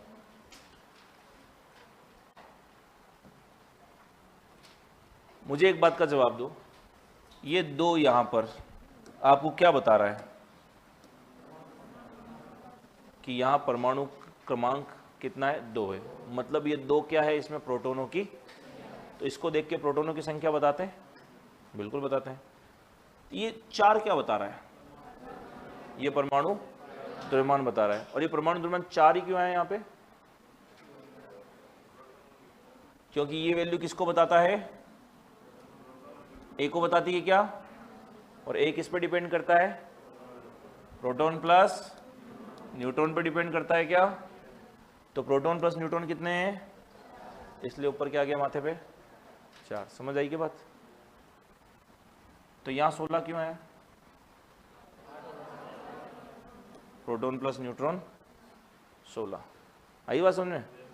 जैसे जैसे फिर आगे चलते ना थोड़ा दिमाग घूमने लगता है कि सर सोडियम का हमने तो, आपने टीचर्स रटाते हैं क्या, 8 का 2 गुना 16 कर दो, 7 का 14 कर दो, 6 का 12 कर दो। यहाँ तक तो बच्चा पचा लेता है। जैसे ही आता है सोडियम, हो गया 11 का डबल 22, 22 नहीं हो गया आप क्या रटो 23। बच्चे का दिमाग घूमता है कि 23 क्यों, फिर वो पागल बनाएगा 23 देख बेटा इसलिए क्योंकि 11 + 12 कितने होते हैं, इसलिए वो 23 आ गया। बच्चा यहाँ खुश हो जाता है। ठीक, फिर और बच्चा देखो आगे क्या कहता है, सर 13 का डबल तो आपने कहा 26 होता है, यहाँ 27 क्यों है, वो क्या देखो वही तो मैंने कहा था तेरे को 13 + 14 27 होता है। इतनी बात समझ में आ गई, यहाँ तक तो वो पचा लेता है। जैसे ही नंबर आता है आगे फिर क्लोरीन का 17 और ऊपर लिखा जाता है क्या, फिर वो घूरता है मास्टर को, अब बता अब इसका मतलब क्या है ये बता, 35.5 कैसे आया, इसमें से कौन सा मैं आधा करूँ और कौन सा ज़्यादा करूँ। समझ में आई क्या बात, नहीं कि मैं क्या समझाना चाह रहा हूँ कि आप भी बड़े होकर ये समझाओगे बच्चों को कि सर 8 का 2 गुना 16, 7 का 2 गुना 14, 13 का 27 क्यों हुआ, ये हो गया, यहाँ के आप बैठोगे वो पूछेगा सीधी सी बात है कि सर ये 35.5 क्यों है, इसमें से आधा ये न्यूट्रॉन है आधा प्रोटॉन है, कोई ना कोई आधा होगा, कौन आधा है, दोनों में से आधा कौन है। 35.5 आया तो 35.5 प्रोटॉन प्लस न्यूट्रॉन का योग है, तो कोई ना कोई एक चीज हाफ होगी, या तो प्रोटॉन आधा होगा या न्यूट्रॉन आधा होगा। कौन सी चीज आधी है, कौन सी आधी की जा सकती है, प्रोटॉन या न्यूट्रॉन। प्रोटॉन नाले को ऐसा कुछ नहीं होता, कोई प्रोटॉन न्यूट्रॉन आधा नहीं होता, कोई आधा और कोई पूरा नहीं होता। ये प्यार थोड़ी आधा हो गया और फिर पूरा हो गया, ऐसा नहीं होता है। इसमें ना प्रोटॉन आधा है ना न्यूट्रॉन आधा है। एक्चुअली वो कॉन्सेप्ट ही गलत है जो आप पढ़ते हो, वो तो केवल एक पागल बनाने के लिए कॉन्सेप्ट है कि ये जो वैल्यू आएगी ये प्रोटॉन प्लस न्यूट्रॉन के बराबर होगी। अब मुझे थोड़ी सी अक्ल लगा के बताओ, अगर आपको ये वैल्यू पता ही नहीं होती तो न्यूट्रॉन कहाँ से आते आपके पास, आते क्या, आपको नहीं पता ये कितना है, 27 है 26 है, छोड़ दिया, निकालो भला न्यूट्रॉन निकालो जरा, इसका निकाल लोगे क्या, कहाँ से निकालो। जब पहले आपको ये 27 पता पड़ता है तभी तो ये 13 और 14 आता है।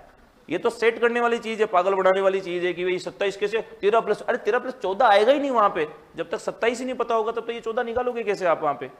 तो ये केवल पागल बनाने वाला कॉन्सेप्ट होता है कि ये वैल्यू किसके बराबर, प्रोटॉन और न्यूट्रॉन के। ये तो जनरली बात होती है, हर जगह नहीं लगती ये चीज। एक्चुअली परमाणु द्रव्यमान आते कैसे हैं, वो ऐसे आता ही नहीं है। परमाणु द्रव्यमान कभी प्रोटॉन और न्यूट्रॉन को जोड़ने से हमेशा आए ऐसा जरूरी नहीं है। अगर ऐसा आता तो फिर यहाँ पे निकाल लो, बताओ मुझे 35.5 कैसे आया, नहीं, परमाणु द्रव्यमान कभी ऐसे नहीं निकाले जाते। हायर क्लासेस में जाके पढ़ोगे, आईआईटी मेडिकल में पढ़ते हो तो मैं आपको कॉन्सेप्ट बताता हूँ, इसलिए बता रहा हूँ, जरूरत इसलिए है क्योंकि ये आपके एनसीईआरटी में है, इसके ऊपर न्यूमेरिकल आता है आपके, और 10th तक के एनसीईआरटी में, तो ये पता होना चाहिए। तो ये 35.5 यानी परमाणु द्रव्यमान आता कैसे वो सुनना आप ढंग से। परमाणु द्रव्यमान हमेशा निकाला जाता है एवरेज, ठीक है, एवरेज से निकाला जाता है। किसके एवरेज, जो इस क्लोरीन के आइसोटोप है, जो इस क्लोरीन के समस्थानिक है, उनके परमाणु द्रव्यमानों का एवरेज निकाल करके फिर निकाला जाता है क्लोरीन का परमाणु द्रव्यमान कितना होगा। कैसे, मैं समझाता हूं, ओरली समझ नहीं आएगा, इधर देखो। तो इसको, इस कॉन्सेप्ट को बोलते हैं, कौन सा कॉन्सेप्ट, आम का कॉन्सेप्ट। कौन सा, आम। तो हम क्या सीखेंगे अब, अगला टॉपिक, आम कैसे निकाला जाता है। अरे हंसने वाली बात नहीं है, आम बहुत काम की चीज है। देखो क्या ये आम, आम का मतलब होता है एवरेज एटॉमिक मास, हिंदी में बोलते हैं क्या, औसत परमाणु द्रव्यमान। ढंग से समझना भाई, ऐसा मत समझना बहुत ऊपर की चीजें चल रही है, इतनी आपके है आनी चाहिए आपको ये, ठीक है, बच्चा फंसाएगा आपको इसके अंदर। तो आम निकालना है आपको। आम कैसे निकालते हो सुनो, देखो आम निकालने का तरीका क्या होता है, ऐसा दबा के, ऐसे नहीं, ऐसा नहीं, यहाँ पे कैसे नहीं, वो जिंदगी में निकाल सकते हैं उससे, अपने यहाँ पे ऐसे नहीं आएगा, ऐसे करोगे ना तो केवल गुठली हाथ में आएगी, आम नहीं आएगा। तो आम निकालना देखो कैसे, आम निकालने का तरीका होता है m1 x1 का परसेंट प्लस m2 x2 का परसेंट, इन दोनों को क्या कर दोगे आप, जोड़ दोगे तो आपको मिलेगा आम। अब ये सर क्या है, तो m1 क्या है, m1 1 यानी पहला, तो फर्स्ट जो आइसोटोप लिया है आपने, फर्स्ट आइसोटोप का क्या, m मतलब मास, तो x1 क्या होगा जरा बताओ, फर्स्ट आइसोटोप का, फर्स्ट आइसोटोप के पाए जाने की प्रतिशत, ठीक है। m2 क्या होगा फिर बताओ, दूसरे का, सेकंड का, सेकंड आइसोटोप का मास। तो फिर x2 क्या होगा बताओ? x2 होता है सेकंड आइसोटोप के पाए जाने की प्रतिशत। इतनी बात समझ में आई? इनको रखोगे तो आपको एग्जैक्टली उसका एवरेज एटॉमिक मास मालूम पड़ेगा। तो क्लोरीन के ऊपर 35.5 लिखा जाता है ना, वो अकेले क्लोरीन का परमाणु द्रव्यमान नहीं है, वो उसके क्लोरीन के जितने भी आइसोटोप पाए जा रहे हैं, जितने भी समस्थानिक पाए जा रहे हैं, उन सब के एटॉमिक मास का क्या होता है? एवरेज होता है, औसत होता है। और औसत कैसे निकाला जाता है? 3 जने हैं, 3 जनों के नंबरों का औसत निकालना होता है, तीनों के नंबर जोड़ के डिवाइड बाय किसका करूंगा? 3 का करूंगा। सिंपल सी बात है। तो आपको क्या मिल जाएगा? एवरेज। ऐसे यहां पे एवरेज कैसे निकाला जाता है समझना, देखो ढंग से, इस फॉर्मूले से निकाला जाता है। तो इसको अप्लाई करो जरा, किसके ऊपर? क्लोरीन के ऊपर। तो फॉर क्लोरीन, क्लोरीन पे अगर इस फॉर्मूले को अप्लाई करेंगे तो क्लोरीन के आपको पता है 2 आइसोटोप है, 1735 और 1737। तो इसको अपन फर्स्ट मान लेते हैं आइसोटोप, इसको आइसोटोप सेकंड मान लेते हैं। क्या फर्क पड़ रहा है? कैसे? इसको फर्स्ट मान लो, इसको सेकंड, कोई फर्क नहीं पड़ता। आम का फॉर्मूला लगाओ, क्या आएगा? आम बराबर m1 इंटू x1 का percent plus m2 into x2 का परसेंट। m1 क्या है बताओ जरा? m1 का मास कहाँ है?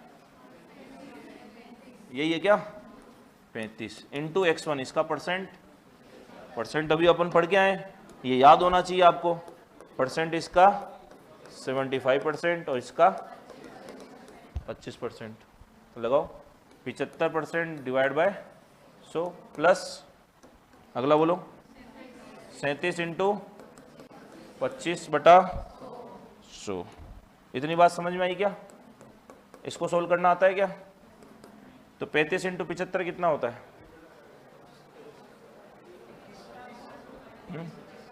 21, 25, ये होगा, देखो मेरी कैलकुलेशन थोड़ी सी फास्ट है, ये आएगा 35.5। ठीक है?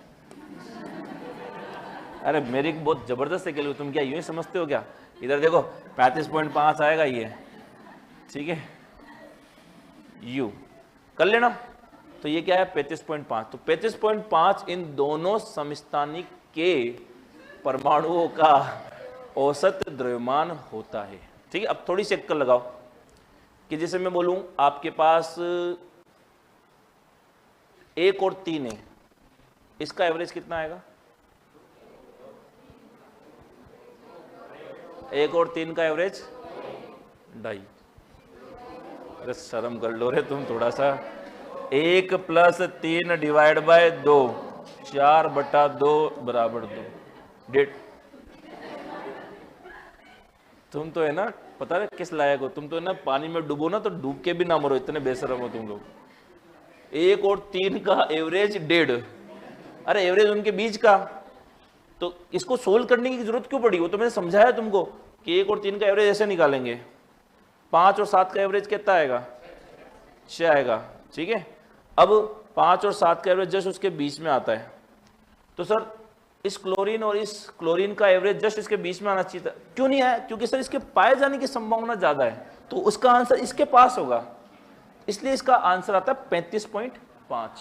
कारण समझ में आया? तो ये 35.5 जो आप रटते हो ना क्लोरीन का 35.5, कोई आधा न्यूट्रॉन या आधा प्रोटॉन नहीं है, ये इनके समस्थानिक के द्रव्यमानों का औसत द्रव्यमान है। ठीक है? एक्चुअली आता है ऐसा है जो आप ये रटते हो। ऐसे कभी भी देखना हाइड्रोजन के ऊपर जो आप 1H1 लिखते हो वो एग्जैक्ट 1 नहीं है, वो 1.008 होता है। 1.008 कहां से आया? 0.008 कोई न्यूट्रॉन है? वो एवरेज होता है किसका? उनके जो 3 निकाले ना, 1H1, 1H2, 1H3। अब इन तीनों का अगर आपके पास परसेंटेज हो कि वातावरण में या प्रकृति में कितना है, तो M1X1 plus M2X2 plus M3X3 जैसे ही करोगे आपको वैल्यू मिल जाएगी 1.008, जो हाइड्रोजन का एग्जैक्ट एवरेज एटॉमिक मास होता है। पर उसकी वैल्यू नहीं है अपने सिलेबस में, इसलिए मैंने नहीं लिखाई आपको। बात समझ में आ गई? तो ये इनके औसत परमाणु द्रव्यमान, इसको पूछा जाने की पूरी संभावना 10 तक दे रखी है चीज। 10 तक की तो एक एक बात आपको पता होनी चाहिए जो मैं बता रहा हूँ। मैं टेंशन मत लो, मैं आपको उतना ही बता रहा हूँ जितना आपको जरूरत है, प्लस उससे एक लेवल ऊपर। IIT मेडिकल पे नहीं जाऊँगा, जरूरत नहीं है आपको, वो सेकंड ग्रेड फर्स्ट ग्रेड की चीज़ें। लेकिन जितनी बताऊँ उसमें से एक भी लाइन मत छोड़ना। एग्जैक्ट पॉइंट टू पॉइंट मैं बात दिखा रहा हूँ आपको, ताकि आपको उसमें काट छाट नहीं करनी पड़े। ठीक है, समझ आ गया? हाँ, इससे क्वेश्चन सीधा ये आएगा, दे रखा है आपको साफ साफ, क्लोरीन का औसत परमाणु द्रव्यमान ज्ञात करो यदि। अब जैसे क्लोरीन का तो क्या आपको किताबों में दे रखी है वैल्यू, ठीक है, अब और किसी की ये वैल्यू नहीं दे रखी, और जब तक ये वैल्यू नहीं होगी तब तक ये सोल्व नहीं होगा। तो और की को कैसे सोल्व कराएगा? माना कि दो तत्व जिसमें पहला आइसोटोप जिसके पाए जाने की संभावना इतने %, दूसरे के पाए जाने की संभावना इतने %, इनके द्रव्यमान इतने इतने हैं, इसका औसत परमाणु द्रव्यमान ज्ञात करो। मतलब वो M1 भी देगा और X1 भी देगा, गुणा भाग करना है, बट आपको फॉर्मूला याद होना चाहिए। ठीक है, तो कभी भी 35.5 प्रोटॉन प्लस न्यूट्रॉन का योग नहीं है, वो उनका औसत परमाणु द्रव्यमान है समस्थानिकों का। और चूंकि उसका परसेंटेज ज्यादा है 75%, इसलिए उसका आंसर भी उसके पास ही आएगा, 35.5 के आसपास आएगा। ठीक है भाई, और ये एग्जैक्ट आएगा, करके देखना, अभी आप चेक करना, आपको डायरेक्ट नहीं लिखना। हाँ, वो तो आएगा, मैंने लिखा है तो आएगा, हर हाल में आएगा। ठीक है, कहां तक लिख लिया था? ये लिख लिया, ये लिखो, वेरी वेरी इंपॉर्टेंट, न्यूमेरिकल आपको पता होना चाहिए ये।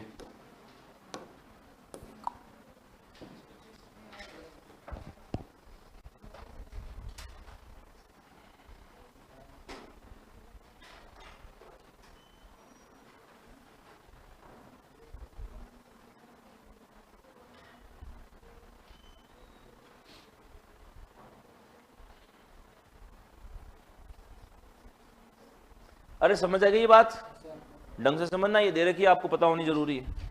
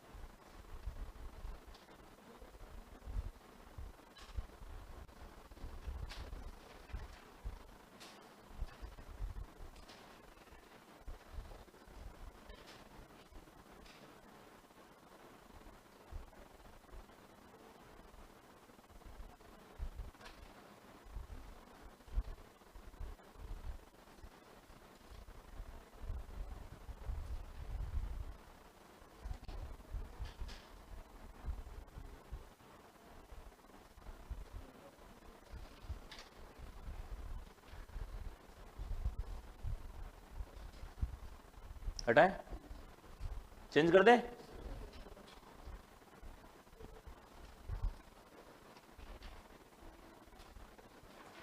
इसके ऊपर चाहो तो ऐसे लिख लो, क्लोरीन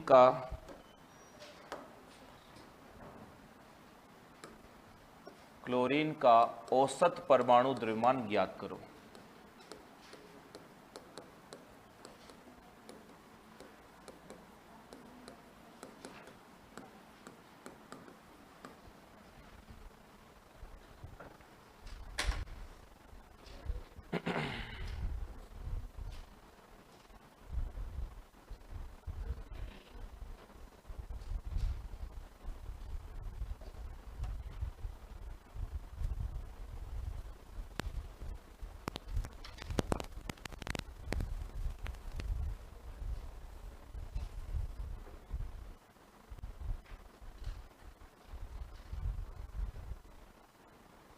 ये हटा देना, इसकी ज़रूरत नहीं है।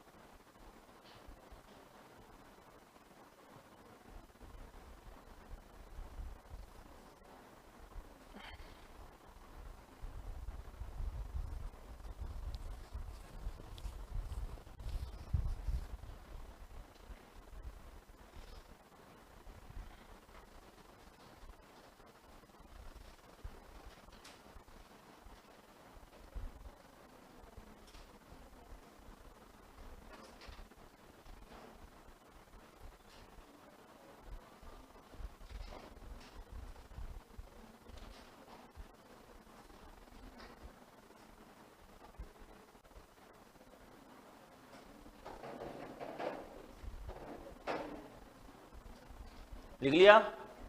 हटाएं? कर लोगे इस तरह के क्वेश्चन सॉल्व? चलिए अगला क्वेश्चन देखिए।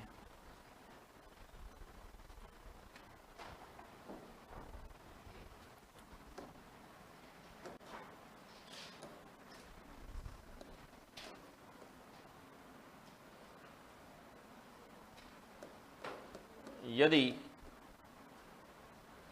6C12 में इलेक्ट्रॉन की संख्या आधी, प्रोटॉन की संख्या 2 गुनी कर दी जाए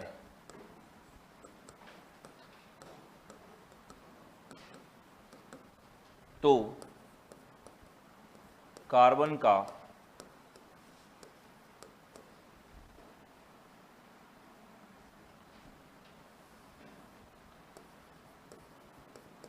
नया परमाणु द्रव्यमान होगा।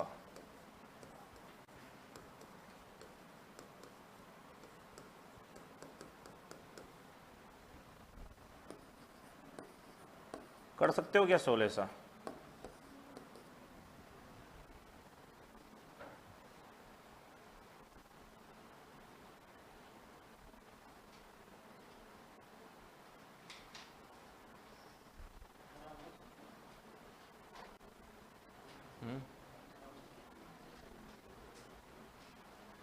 देखो कभी भी ऐसा क्वेश्चन आए परमाणु द्रव्यमान को तथा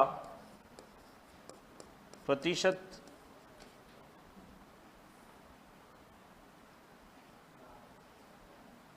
परिवर्तन ज्ञात करो।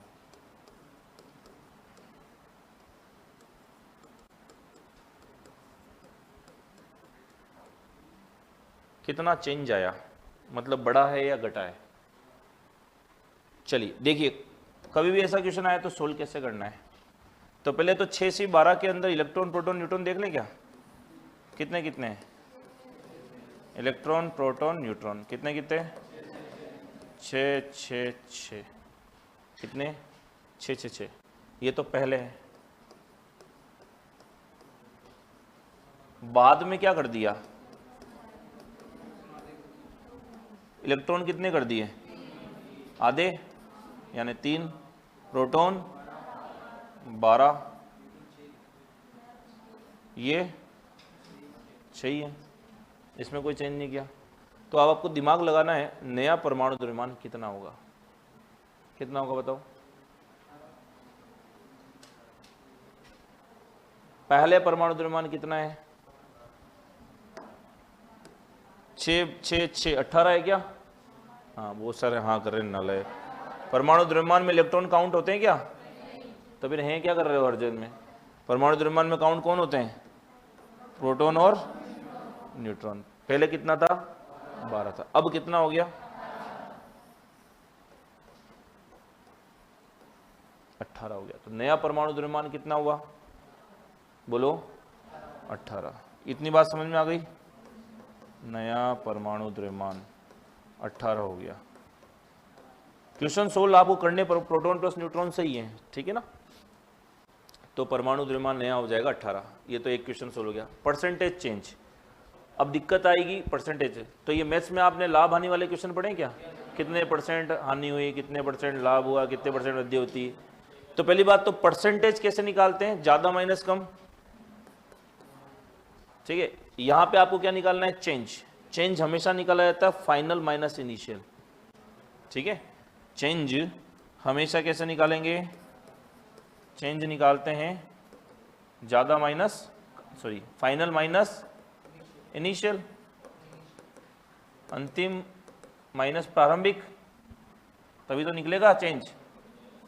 या अंतिम माइनस प्रारंभिक लिखूँ हिंदी में, अंतिम लिखूँ, अंतिम माइनस प्रारंभिक। और अगर चेंज निकालना होता है तो चेंज हमेशा हम लोग किसी न किसी से रेफरेंस से निकालते हैं, प्रारंभ से निकालते हैं, तभी तो मालूम पड़ेगा अपॉन प्रारंभिक। और अगर इसका परसेंटेज पूछा होगा, परसेंटेज चेंज, तो ये कोई नया फॉर्मूला थोड़ी है, खूब बार मैथ्स में काम आएगा। कभी भी किसी भी चीज़ का चेंज, फिजिक्स में भी पढ़ोगे, चेंज इन मोमेंटम परसेंटेज निकालो, तो final momentum minus initial momentum upon initial momentum into 100, तो वहाँ संवेग में परिवर्तन प्रतिशत वृद्धि इतनी होगी, इतनी कमी इतनी होगी। तो इस तरह के क्वेश्चन फिजिक्स में खूब बार आते हैं। तो अंतिम माइनस प्रारंभिक अपन प्रारंभिक इंटू 100 करोगे तो आपको चेंज मिलेगा। तो मुझे बताओ द्रव्यमान में परिवर्तन निकालना है इसको, अंतिम द्रव्यमान कितना है, प्रारंभिक कितना है 12 है क्या, अपॉन प्रारंभिक कितना है 12 इंटू कितना आ गया ये 50%, ठीक है। अरे 18 माइनस 12 कितने 6, 6/12, 6/12 कितना 2 नीचे आ गया तो उससे बढ़िया 50 आ जाएगा, खत्म बात। कैलकुलेशन फास्ट है मेरी, ऐसा नहीं है। तो कितने परसेंटेज की वृद्धि हो गई, 50% की वृद्धि हो गई। अब जो नई ढंग से पढ़ेगा वो क्या करेगा, वो इसको भी जोड़ देगा, और सर ये आधा भी तो हो गया। अरे इससे क्या मतलब है, परमाणु द्रव्यमान में क्या इलेक्ट्रॉन का रोल होता है, लेकिन प्रोटॉन का, लेकिन न्यूट्रॉन का, प्रोटॉन न्यूट्रॉन का ही होता है, इलेक्ट्रॉन का कभी नहीं होता। बात समझ में ही, लिख लोगे, अच्छा क्वेश्चन है।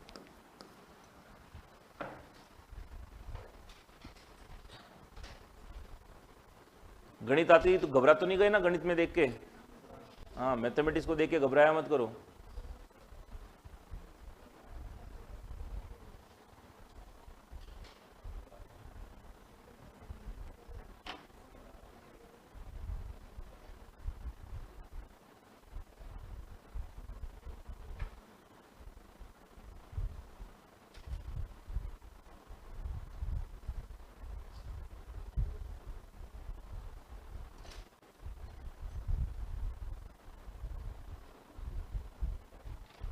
केमिस्ट्री तो बहुत प्यार से पढ़ने वाला सब्जेक्ट होता है, ढंग से पढ़ा करो, प्यार से।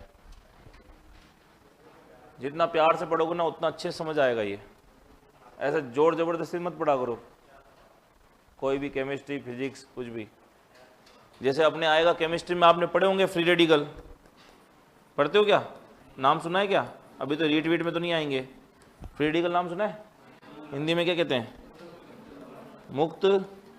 तो अगर आप मुक्त मूलक बोलोगे ना इसको गुस्से से तो नाराज हो जाता है, इसको शॉर्ट में बोलना है प्यार से, क्या मुमू, ऐसे मुमू बोलोगे ना प्यार से तो ये अच्छे से रहेगा, समझ में आएगा, वरना समझ नहीं आएगी केमिस्ट्री।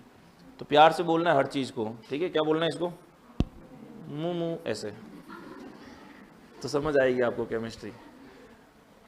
तो जितना प्यार से पढ़ोगे ना मज़ा आएगा पढ़ने में, जोर जबरदस्ती नहीं करनी किससे।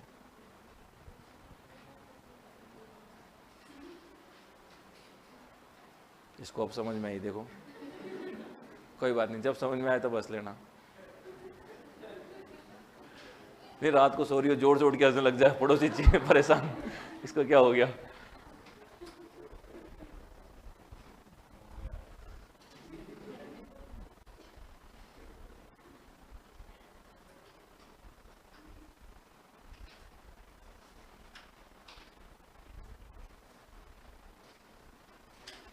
लिख लिया, कर लो कैसे क्वेश्चन, करो जरा अगला क्वेश्चन करो, आंसर आना चाहिए स्पीड में।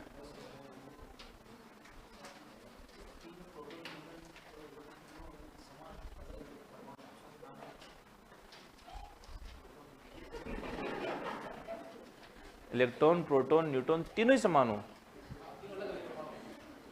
अभी दो बाकी है, एक तो आइसोडाइफर और एक आइसोस्टर। एक बार पढ़ा दूं फिर समझ में आ जाएगा। चलिए नेक्स्ट समझिए, क्वेश्चन लिखिए। क्वेश्चन, यदि ये लिख लो कार्बन 612, कार्बन 612 में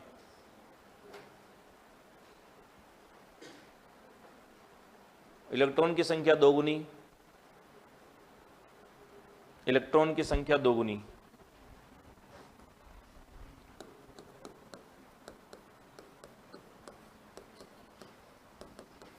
इलेक्ट्रॉन की संख्या दोगुनी,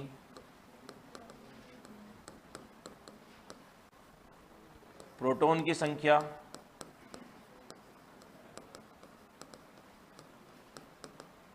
हाफ, आधी,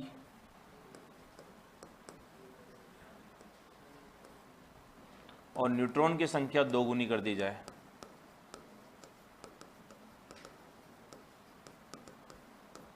कर लोगे सोल्व? तो नया द्रव्यमान व परसेंटेज चेंज ज्ञात करो।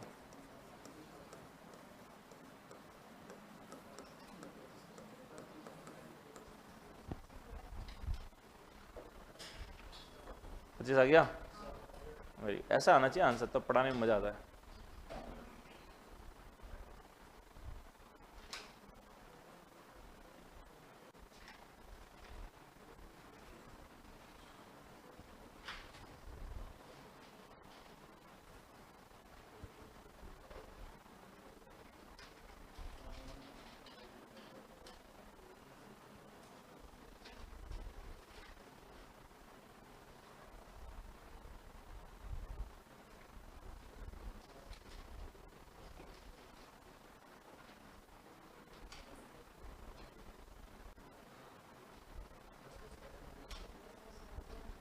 कितना? 25 आ गया सभी का? Very good.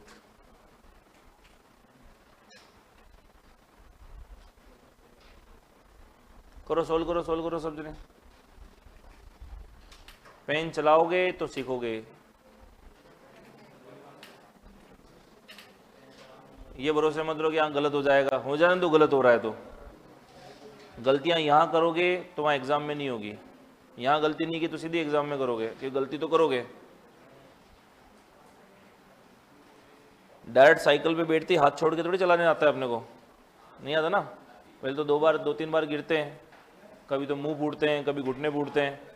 फिर जब आपकी प्रैक्टिस अच्छी होती है तब फिर आप हाथ छोड़ के चलाते हो। इसलिए अभी गलतियां कर लो, एग्जाम में नहीं होगी। इसके नहीं आया ना देख अभी तक आंसर। क्या जोड़बागी कर रही है अभी तक? कैलकुलेटर दूं? हैं? कुछ खोज वोज तो नहीं कर रही ना तू? नहीं कर रही, कुछ भी नहीं कर रही ना? तो कर नालायक, उसको कर। कुछ भी नहीं कर रही और कि हाँ कुछ नहीं कर रही, सोल्व करा के। कुछ लोग तो ऐसे बैठे रहते हैं जो बारात में आए हो मेरी, सर चलने दो कोई बात नहीं, आप तो लिखाओ हम लिख लेंगे। ऐसा मत किया करो।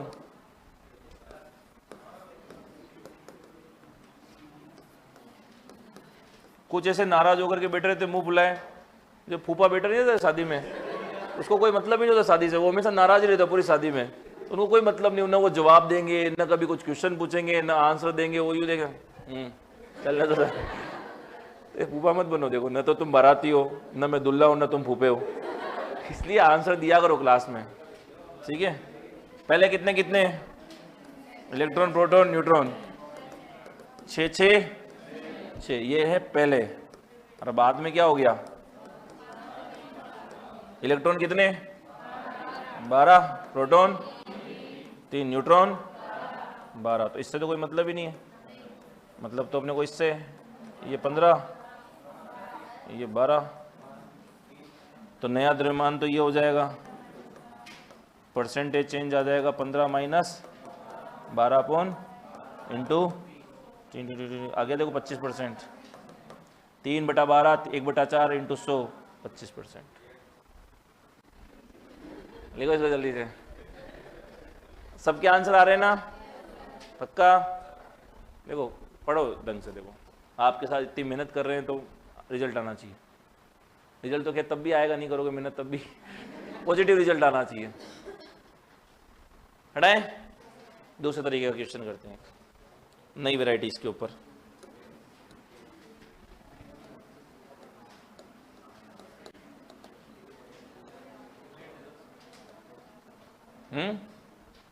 ब्रेक दें आपको? ब्रेक कहीं को देना है? चलो एक और दूसरा पहले वो पढ़ो, उसके बाद करेंगे क्वेश्चन। एक छोटा सा टॉपिक और इसके अंदर है, आइसोडायफर्स। अब जो सम इलेक्ट्रॉनिक, सम न्यूट्रॉनिक और सम स्थानिक, ये तो सभी को पता है। इसमें कोई आपने सीख करके नया तीर नहीं मार लिया, तो हर जना ही करेगा वहां से ही। एक दो चीजें जो एक स्टेप ऊपर जो पढ़नी है वो ये दोनों पढ़ो, जो जनरली लोग नहीं जानते। इसको बोलते हैं आइसोडायफर। आइसोडायफर, आइसो का मतलब क्या बताया था? समान। डायफर मतलब दोनों का डायपर समान हो, ऐसा नहीं। अरे ऐसा मतलब नहीं समझना, देखिए डायपर वायपर नहीं आएगा। डायपर का मतलब क्या होता है यहाँ पे देखो, डायपर का मतलब डाई से याद रखना डिफरेंस। डाई से क्या याद रखना है? समान डिफरेंस। इसका डिफरेंस क्या हो? समान। अब किस चीज का डिफरेंस समान हो? तो डिफरेंस समान हो किसका? n माइनस पी का।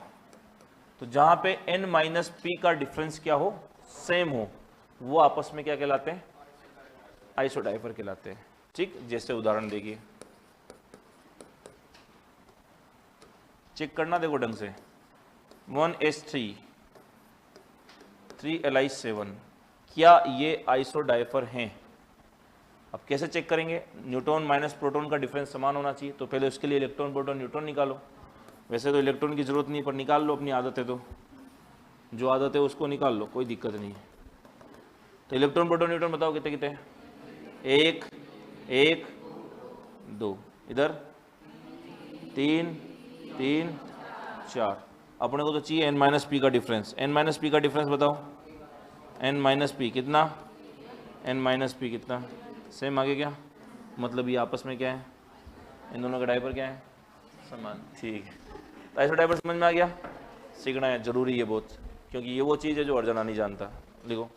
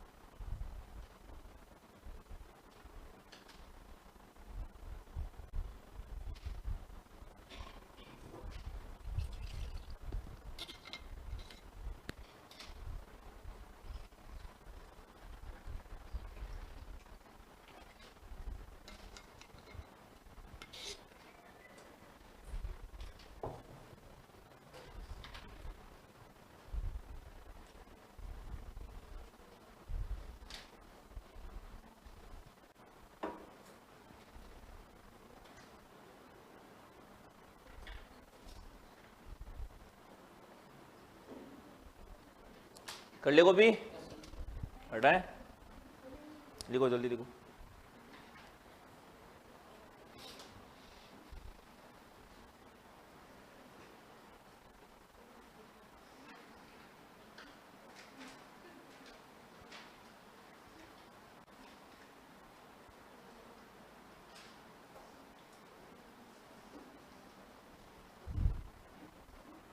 हटा दें इसको।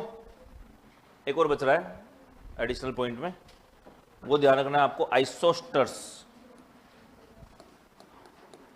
आइसोस्टर्स हिंदी में क्या कहते हैं इसको?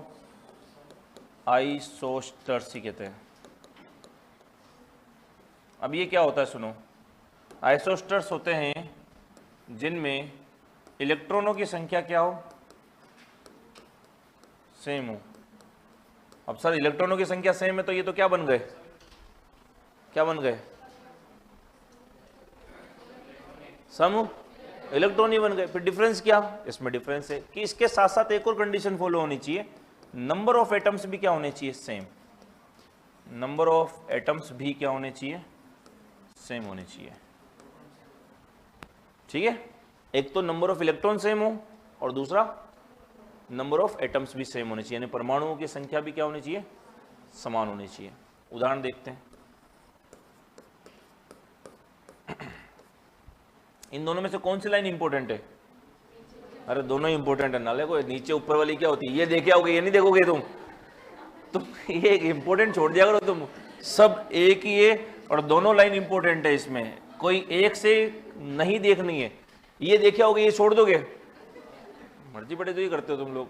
दोनों ही इंपॉर्टेंट है, ठीक है। दोनों में से कौन सी लगनी जरूरी है? हाँ, अब चलिए तुम्हारी बत्ती, दोनों ही लगनी जरूरी है, ठीक है। चलो अभी तो देखो बोर्ड पे एग्जाम्पल, बेस्ट एग्जाम्पल खूब बार आ चुका, N2 और CO2। सबसे पहले नंबर ऑफ एटम्स चेक करो, इसमें परमाणु कितने हैं? नाइट्रोजन कितने दिख रहे हैं और ऑक्सीजन कितना हो गया? ऐसा 2 + 1 लिख दूं? इधर बताओ, 1 + 3, कौन सी सही हो गई? ये तो हो गई। अब क्या चेक करना है? इलेक्ट्रॉन की संख्या चेक करो। नाइट्रोजन, एक नाइट्रोजन में इलेक्ट्रॉन 7, 2 में तो 7 × 2 14 प्लस ऑक्सीजन में 8, कितने आ गई है? 14 और 8 22, 22। इधर बताओ, एक कार्बन में इलेक्ट्रॉन 6 प्लस एक ऑक्सीजन में 8, 2 में 16, 16 + 6, दोनों कंडीशन लग गई क्या? तो ये दोनों आपस में क्या है?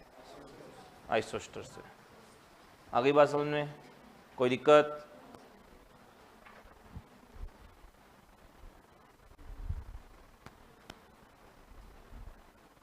एक बालक पूछा सर, लिथियम का ए पता नहीं होता तो न्यूट्रॉन कैसे निकलता? नहीं निकलता, नहीं निकलता। लिथियम का 7 होता है, 6 पॉइंट समथिंग होता है, तो 7 माना जाता है उसका।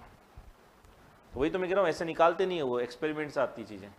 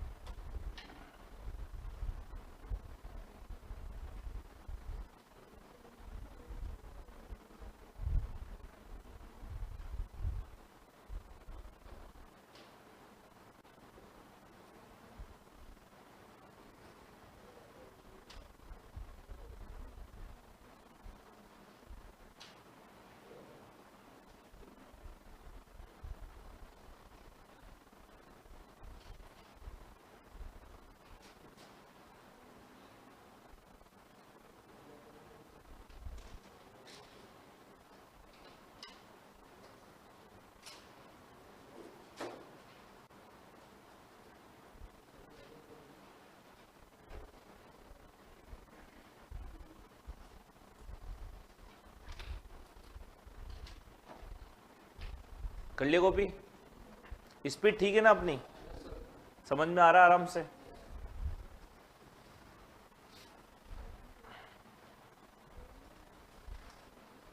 हटाया जाए इसको। ये इसके सभी तरह के क्वेश्चंस हो गए जो आपको दे रखे हैं।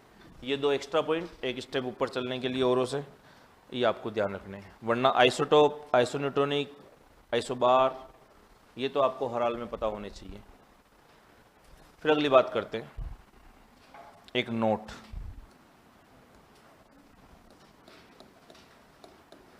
थ्योरेटिकल क्वेश्चन क्या आता है यहाँ से, आइसोटोप वाले टॉपिक से? देखिए क्या, तो नोट में याद रखना है आपको ये सारी बातें। यूरेनियम 235, इसका यूज करते हैं नाभिकीय भट्टी में, न्यूक्लियर रिएक्टर में, ईंधन के रूप में, फ्यूल।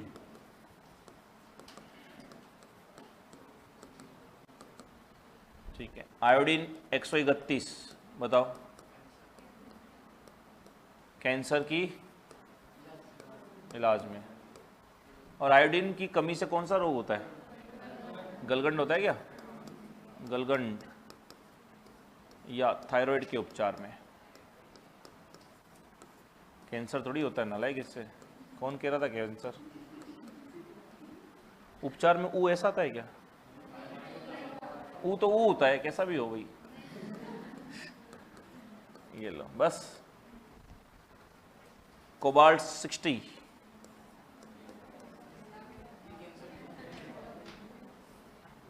कार्बन 60, ये किसमें होता है? कार्बन 60 कुछ होता ही नहीं है, कोबाल्ट 60 होता है, ठीक है ना। कोबाल्ट 60 कैंसर के उपचार में।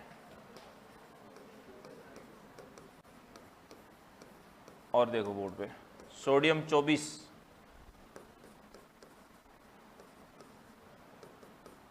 रक्त परिसंचरण की जांच में, ब्लड सर्कुलेशन। ये सारे याद रखना, आप लोग पूछे जाते हैं। लिख लोगे? लिखो। यूजेज ऑफ आइसोटोप, ये आइसोटोप है इनके, ठीक है ना। आइसोटोप है, कैसे पता पड़ा? ये आइसोटोप है सोडियम 24, ये कैसे पता पड़ा?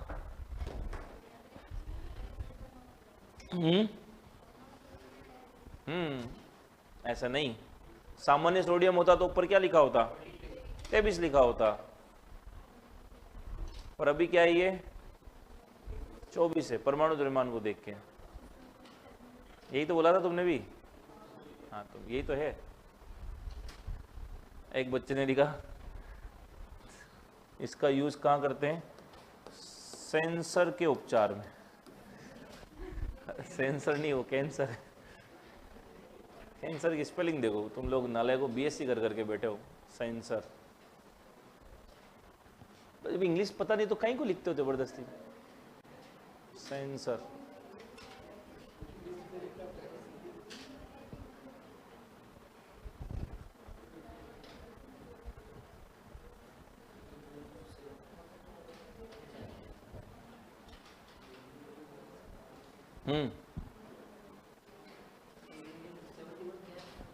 क्या? परमाणु जो किसका? 92 बाण में।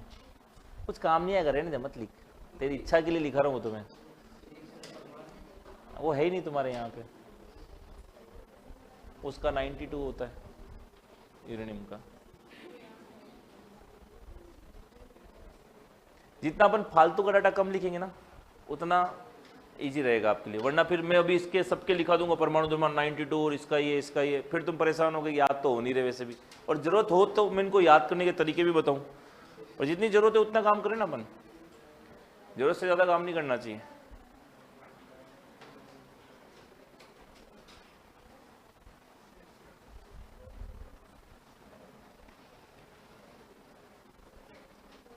कर लिया कॉपी? हटाएं इसको, ठीक है।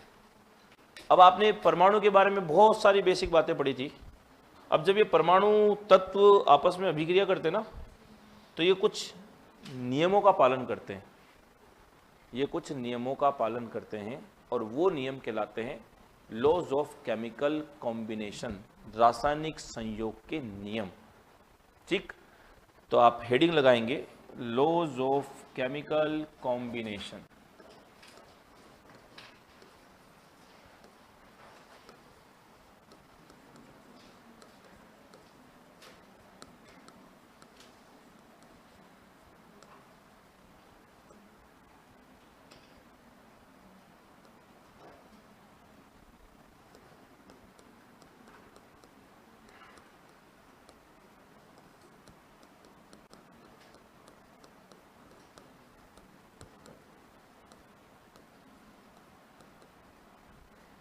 लॉज ऑफ केमिकल कॉम्बिनेशन, रासायनिक संयोग के नियम।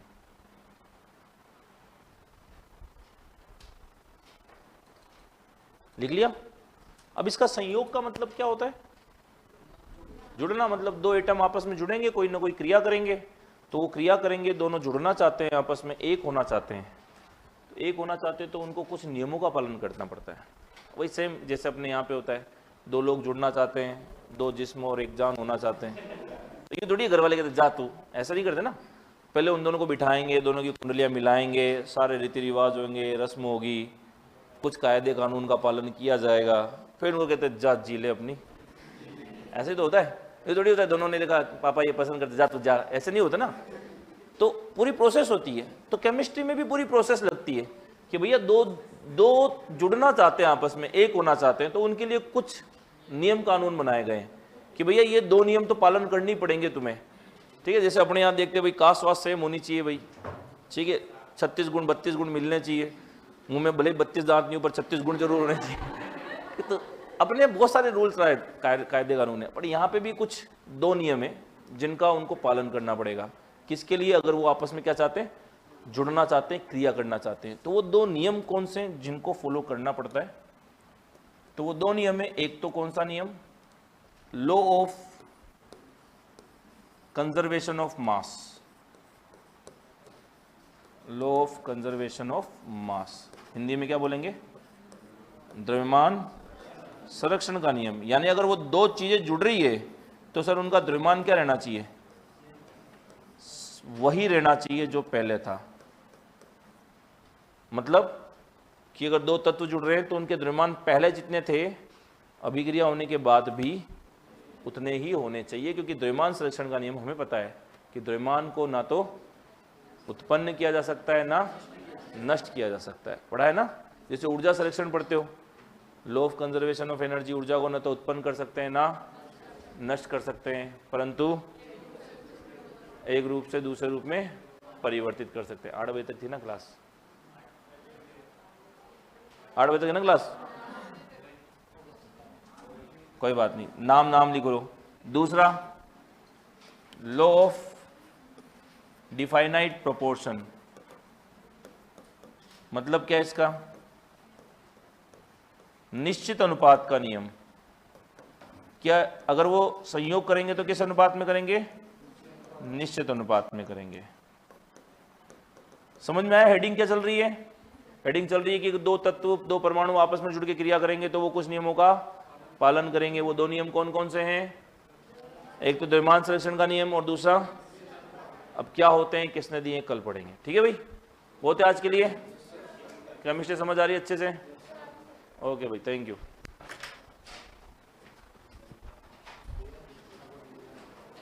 लिख लो पहले इसको।